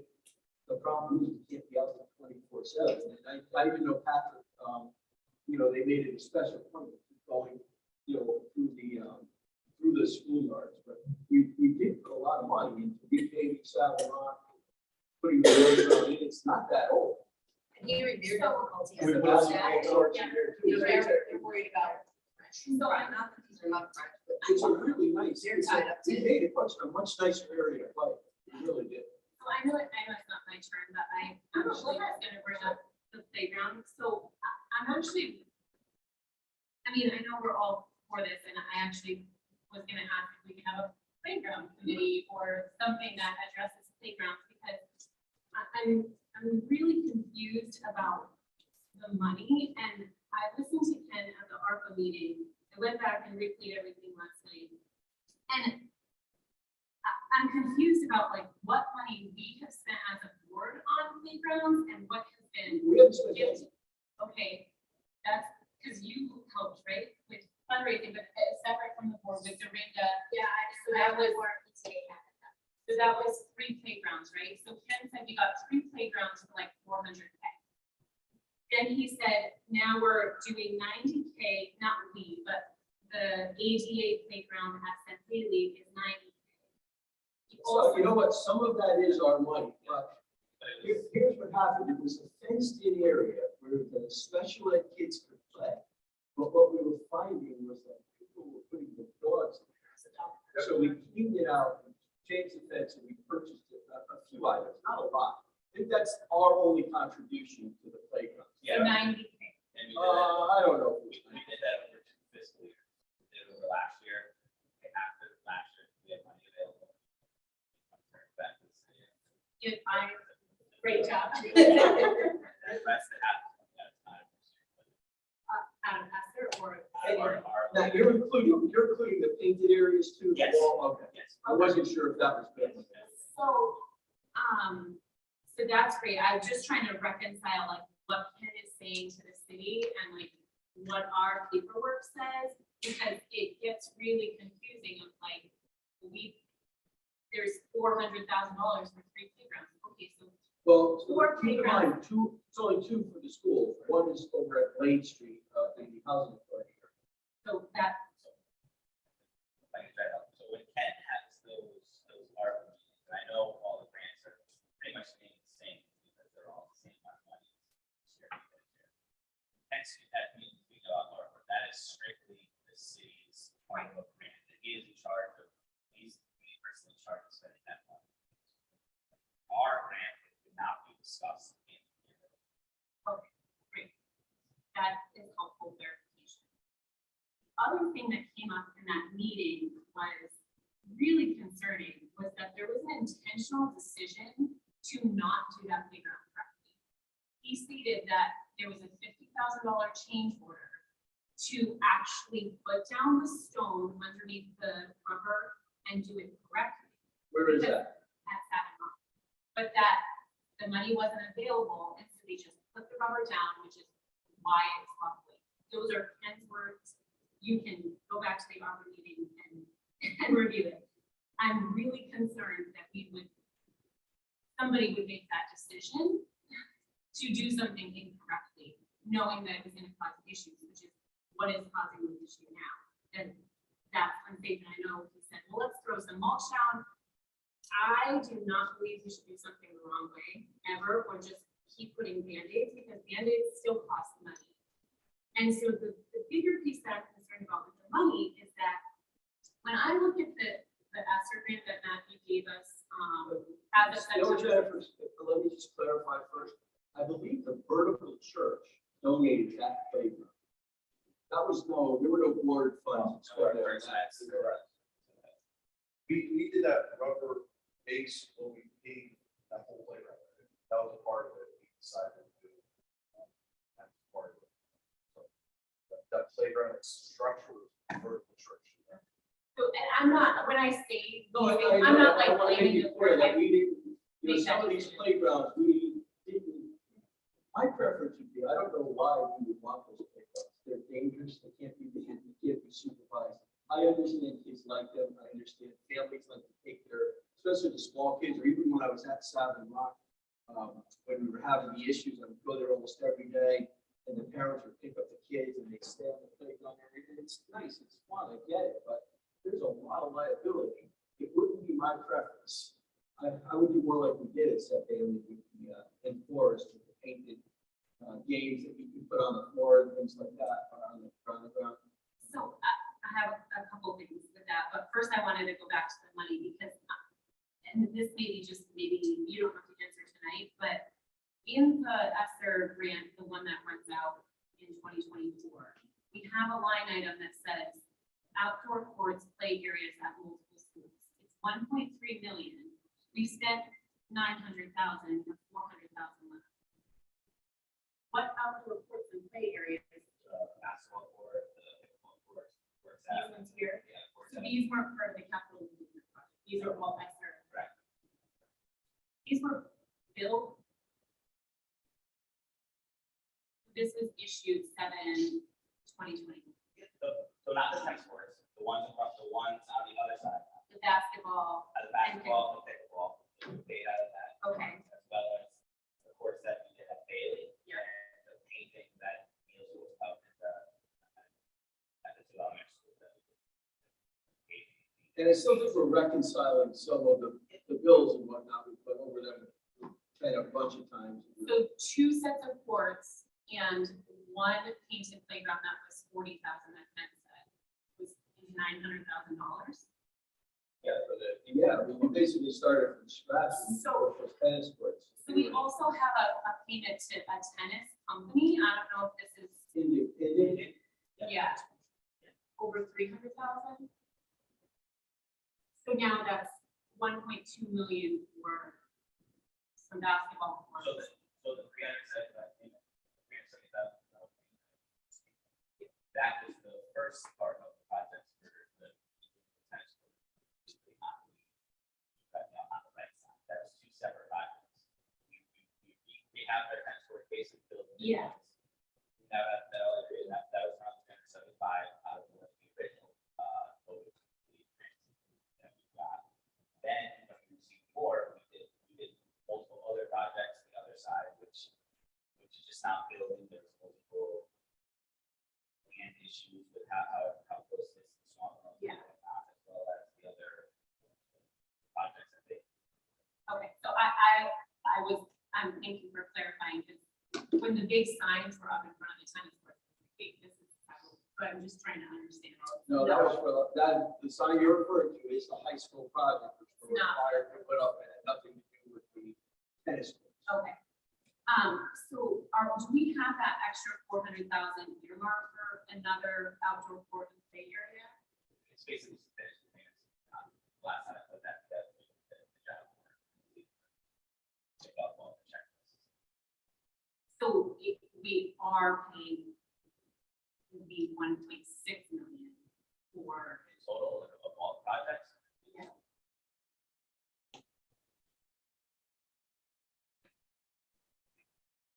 So that $400,000 is not actually, it's ours. Yes. It's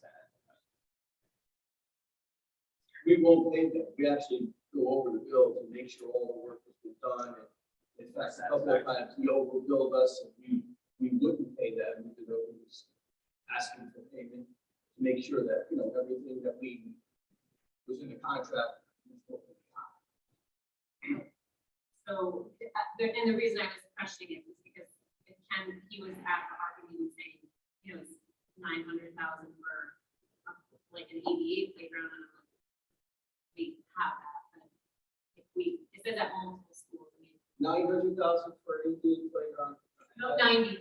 Oh, I'm sorry. 90, sorry, at 900, I was looking at the 900,000. I'm sorry. So yeah, he said 90,000 for an ADA playground, and 125 to start from scratch. And I did have some ideas in terms of like drainage and stuff, but it sounds like it's, besides the point, it sounds like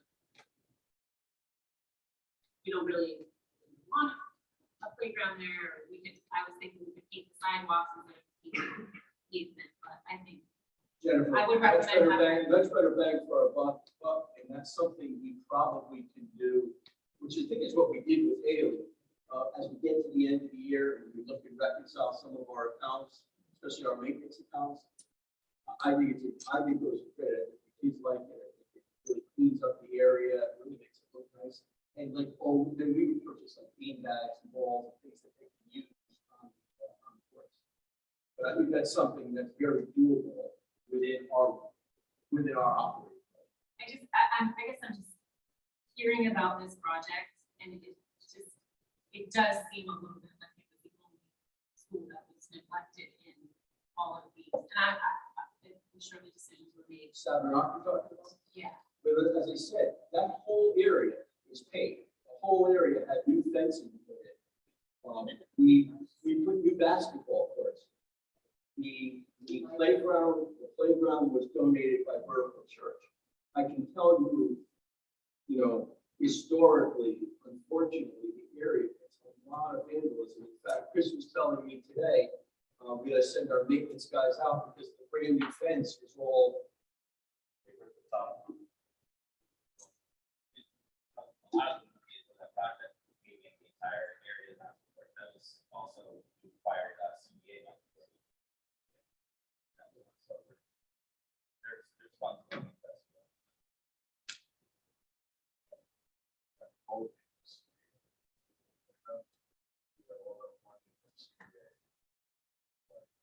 But we put a lot of money into Southern Rock, probably the last, 4 years, Chris?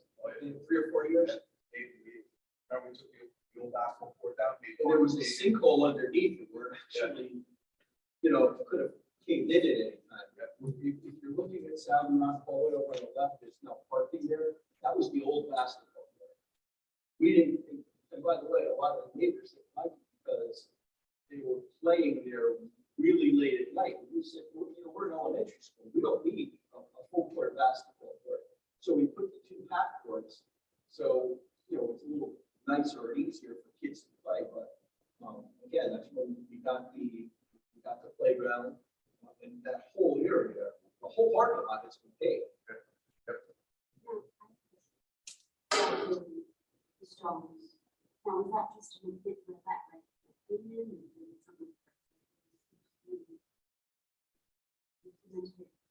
That's what Ken said at the Harvard meeting, that it was a $50,000 change order and to address the drainage issue and put the stones down. And there wasn't. So a project of that size, that $1,000 change, not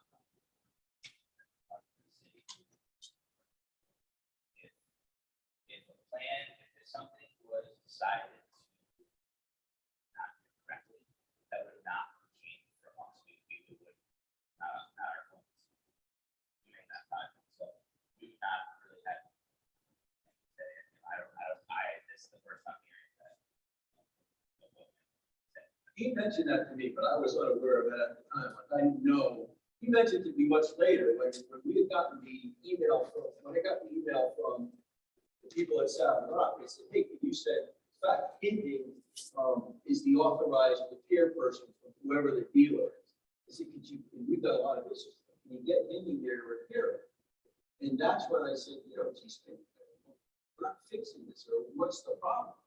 And that's when he first mentioned to me, it was the first I heard about the engineering, or the stones or whatever had to be put under there. I mean, I wasn't aware of that at all. I just assumed that we put it down when we did the painting and that was it, A drain like in the middle of the playground, but do do we own that land, like the city owns that land? City owns all of the land and all of the schools. They give it to the Board of Ed, we are responsible for the maintenance. But there was a drain, that's, any drainage issue that's on us. Well, it would depend. That drain that got up was replaced with the paving drop. Right there, like that. The issue is people will water near the drain, but that's not like the playground's deteriorating. Kids are picking that. Big layers out of it. We had it repaired several times and it just happened. Under the warranty. They've been really good about coming out. So they came out several times to fix it for free, but they were sitting under the place yanking on it. I've never seen it before. But we had all the vandalism, so, you know, as kids use the board, it's worn out. So,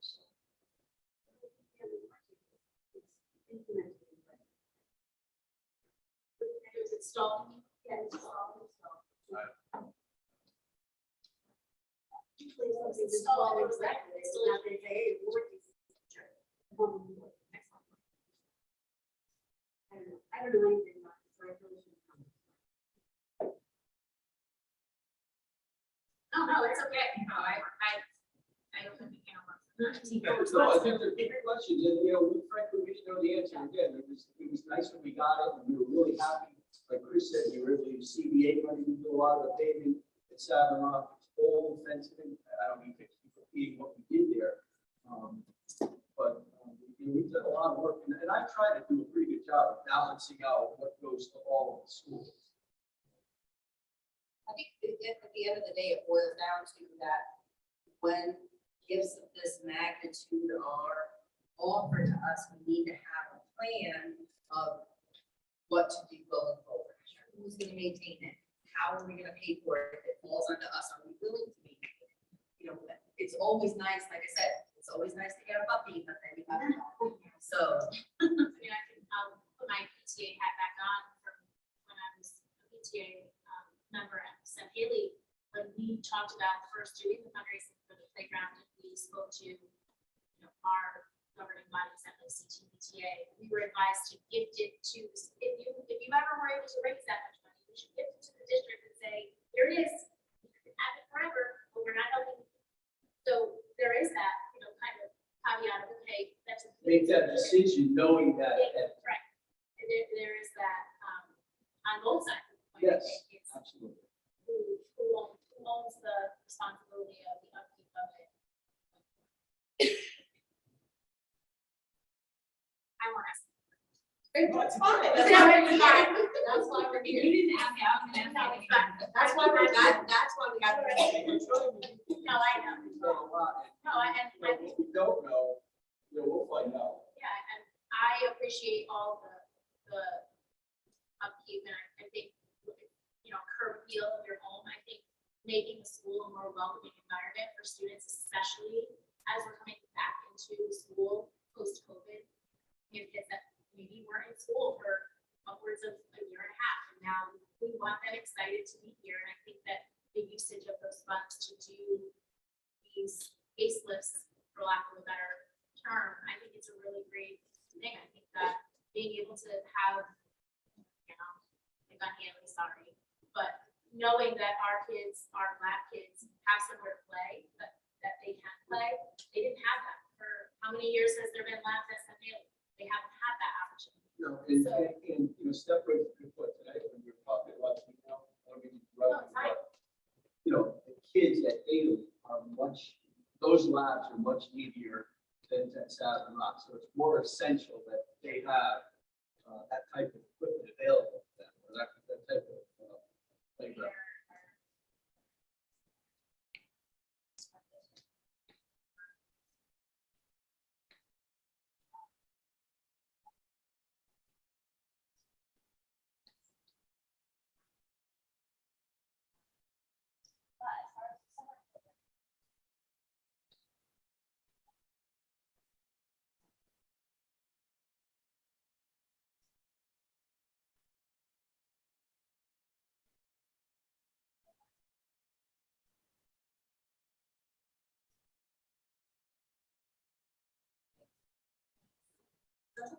Yeah, no, I'm Sure. It's not midnight yet. No, I we're know. kidding, only kidding. Right? This is always a very different. Yeah. This is Libra. Yes, thank you. Yeah, I was wondering if we could have the career center come and give us an update on. That would be great. And I just want to mention, Arts West CT is having, codes are not a luxury on Saturday, November 19th from 2 to 5. In the Connecticut Poetry Instrument Breakdown is coming, and I thought maybe if I send you the thing, maybe your high school kids might want to go. I don't know. Robert, your kids are in the teaching, I mean, taught poetry in Bailey too. So, I mean, I can send that out and get that to Amanda, but I just thought that was really kind of neat. It's right here in West Haven High, and there's a discussion with both of us. The fact that we do have a poetry for West Haven, and a lot of people don't know that, so maybe I should skip the word out. But anyway, it's fun. And Mary, I'll see you Friday night game. I'll be in, Springfield, Massachusetts for New England Regional Cheer. I'll be in Philadelphia table. Hopefully winning some of the titles in the middle of it. Okay, sounds good. Jen, did you have anything else? I do, I have, unfortunately. Well, I'm tired, no, I'm just kidding. Sorry. Well, I'm gonna blame it on Ken, because he brought up a whole bunch of stuff at that ARPA meeting. Listen, That I referencing. do apologize when I have questions, that's why we're here. I keep repeating that, and I don't think anyone should have to apologize when they want questions answered. I'll start with something, a couple quick things that I was thinking about. So I went to the Free for Public Skating this weekend, and I was shocked at how many people were there, and it just seemed like everybody was having fun, and like, concession stand was open, and it just seemed like a really great time, and I'd gone into Bailey, and I thought that they had little advertisements advertising the public skate, and so I just thought that was a great use of a great community resource, so good job. I don't know. I think you should do face painting. Yeah. Did you get that under your resume? So I think it's a great thing to have that. So great job. And then at the ARPA meeting, this is a positive thing. I don't know if you've been made aware yet, but Ken brought, or the city council brought up that they were awarding us under program B on their line items through ARPA funds, $100,000 for food insecurity for our pantries, and so. Yeah, Councilwoman Hosky, I think, sent us an email. Oh, okay, Yeah, that's that's awesome. It hasn't been, I don't think they've officially awarded it. where they voted on it. Yes. Yeah, so that, I was excited that there was that for us there, and I had seen some things about the EBT cards being reloaded, and I was just curious, is there like a memo that goes out, or is that posted on the website so parents know, especially, like, how is the communication, because I'm imagining some people threw them away. The EBT cards with like extra money, I don't know, I'm just like curious about it. Dana, that goes through Power School, I believe, and eligible families get the cards. Yeah, so the data that goes to PSIX, eligible families who have gotten a refund on their card between 11, 4th, and 7th. So eligible families, which really should be all of our students, because we are a student district, would have gotten that refund. If people just carded the cards, or is a phone number that they can call, I'll get that number up to Michael Bryan. They can call that number and they will reach them. Great, yeah, that's really appreciated, because I think there was a lot of confusion, so Facebook, so the more official communication we can get, the better. Yeah, I somehow became the de facto EBT expert a couple years ago. If anyone has questions on that, I can answer. You can my contact. Thank you, Tina. And speaking of just like positive information going out, some of the things that you mentioned, Diego, I probably should have brought it up when you were speaking. Just curious about, are we getting the word out about some of the things that you mentioned that were so positive, other than them coming to the board? I saw that. I tell you what, I have to say, Mike O'Brien did a really good job keeping up with the Instagram, the Facebook, and the even Twitter accounts, up to date with. Again, he spent a lot of last year designing the website, but this year's actually, he's out to all the schools, and he's really doing a lot of stuff up there. In fact, I checked it a lot. Me too. Pretty surprised. And I think Jolie Morel also runs the Weston Iowa School Athletic Fund. She knows a lot of the SEC stuff I speak. Yeah, I've seen all of the sports stuff, but there were a few other things that you mentioned. Yeah, so there's some of that. And I like how the website is when you go onto it, if you look on the bottom right-hand side, there's kind of a rolling feed. So any of those like current updates and news breaks, they show right there and just put on a full story, which I think is a really nice way to keep it fresh and everyone's mind on the great things that are happening. No, it's really, they've done a good job. They've done a good job. Those are like my positive shout outs. So the other thing I had a question about was, and again, you guys may not have any knowledge of this, but Truman Massaro had mentioned that, and it was hard to, I couldn't really understand what he was saying. He said that Scott Jackson, the finance director, had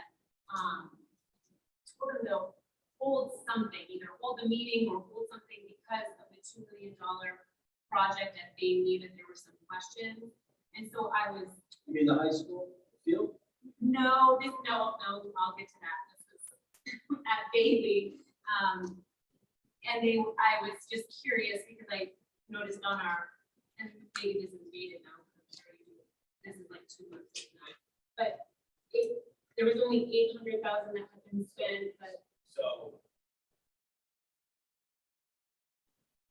I'll get into that answer, but I think what they were speaking about is, the city bonded for a partial roof replacement a few years back. And I finished the paperwork to get the $600,000 that. But the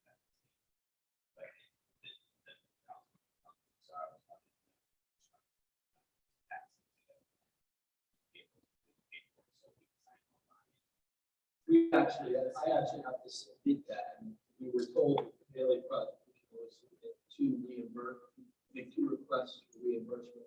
We've done one, we haven't done the second. We were waiting for information from the city. And again, it's part of all money back because our roof project is 75% reimbursable or whatever. Yeah. So as soon as that happens, and it hasn't happened yet, I'm the one who does that. Code that even for the high school projects, we submit monthly requests for reimbursement based on what we spend. And so I know there is a process now of wrapping up the high school, getting Bailey, and getting the Bailey roof reimbursement. So there's no issues with the Bailey cafeteria project. We're gonna get. Oh, the cafeteria project is not bonded. You're talking about the roof project. I thought I heard him say something about Bailey, so when I was looking at the money, I was like, well, we budgeted 1.7, we've only spent 807, so I just wanted to make sure, did it come in way under budget? I was just trying to. The partial replacement that was over the cafeteria. So that's probably kind of, that was years back, there was an issue thinking and partial reimbursement of that specific area.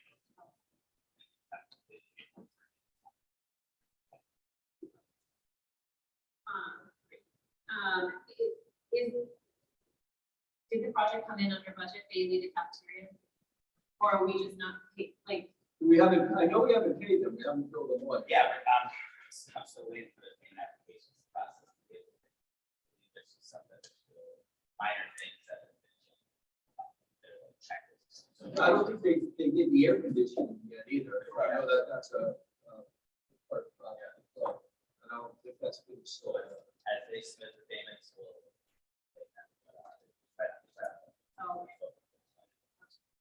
bummer, because I was gonna say, the chairman was talking about, they were trying to move money around because that 2.8 that PH had brought up.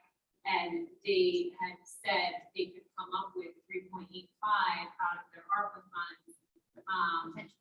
Potentially, like it was brainstorming, which I thought was really great. And I actually, it left me going, gosh, I know you guys have said that you have surveys and stuff for the ESSER money and all this stuff, but like, certainly since November, we haven't had brainstorming sessions about what we as a board representing the city would want to do with the ESSER money, and I know it's all already budgeted out, but that's like the secondary issue, but, anyway. There's a couple issues with this, like if the city came up with the 3.85 million, which they were really actively talking about, I was trying to figure out, is there a way that we could then supplement so we can get these boilers at Kerrigan done? Because, correct me if I'm wrong, when Ken was here doing the presentations, he said, oh yeah, we could start it tomorrow if we could get the money. One doesn't have to do with the boiler project will be done on the city capital budget, which is fine. I believe the reason why it has been bought yet is that so far behind. But this was to try to get it to not have to be funded. Oh, I'm not aware. So that's what this was to say, that's what they were trying to do, because it's a need, it's not a want. They're only talking about 3.8, they're way under, but when the project's 5 on top of 2.5. For the, They got 7.5. right, but, so we can't separate this one. And I know last meeting, we were all really like feeling like, what? We can't get these boilers, and now we're gonna be, again, paying for Band-Aids on this project, when if there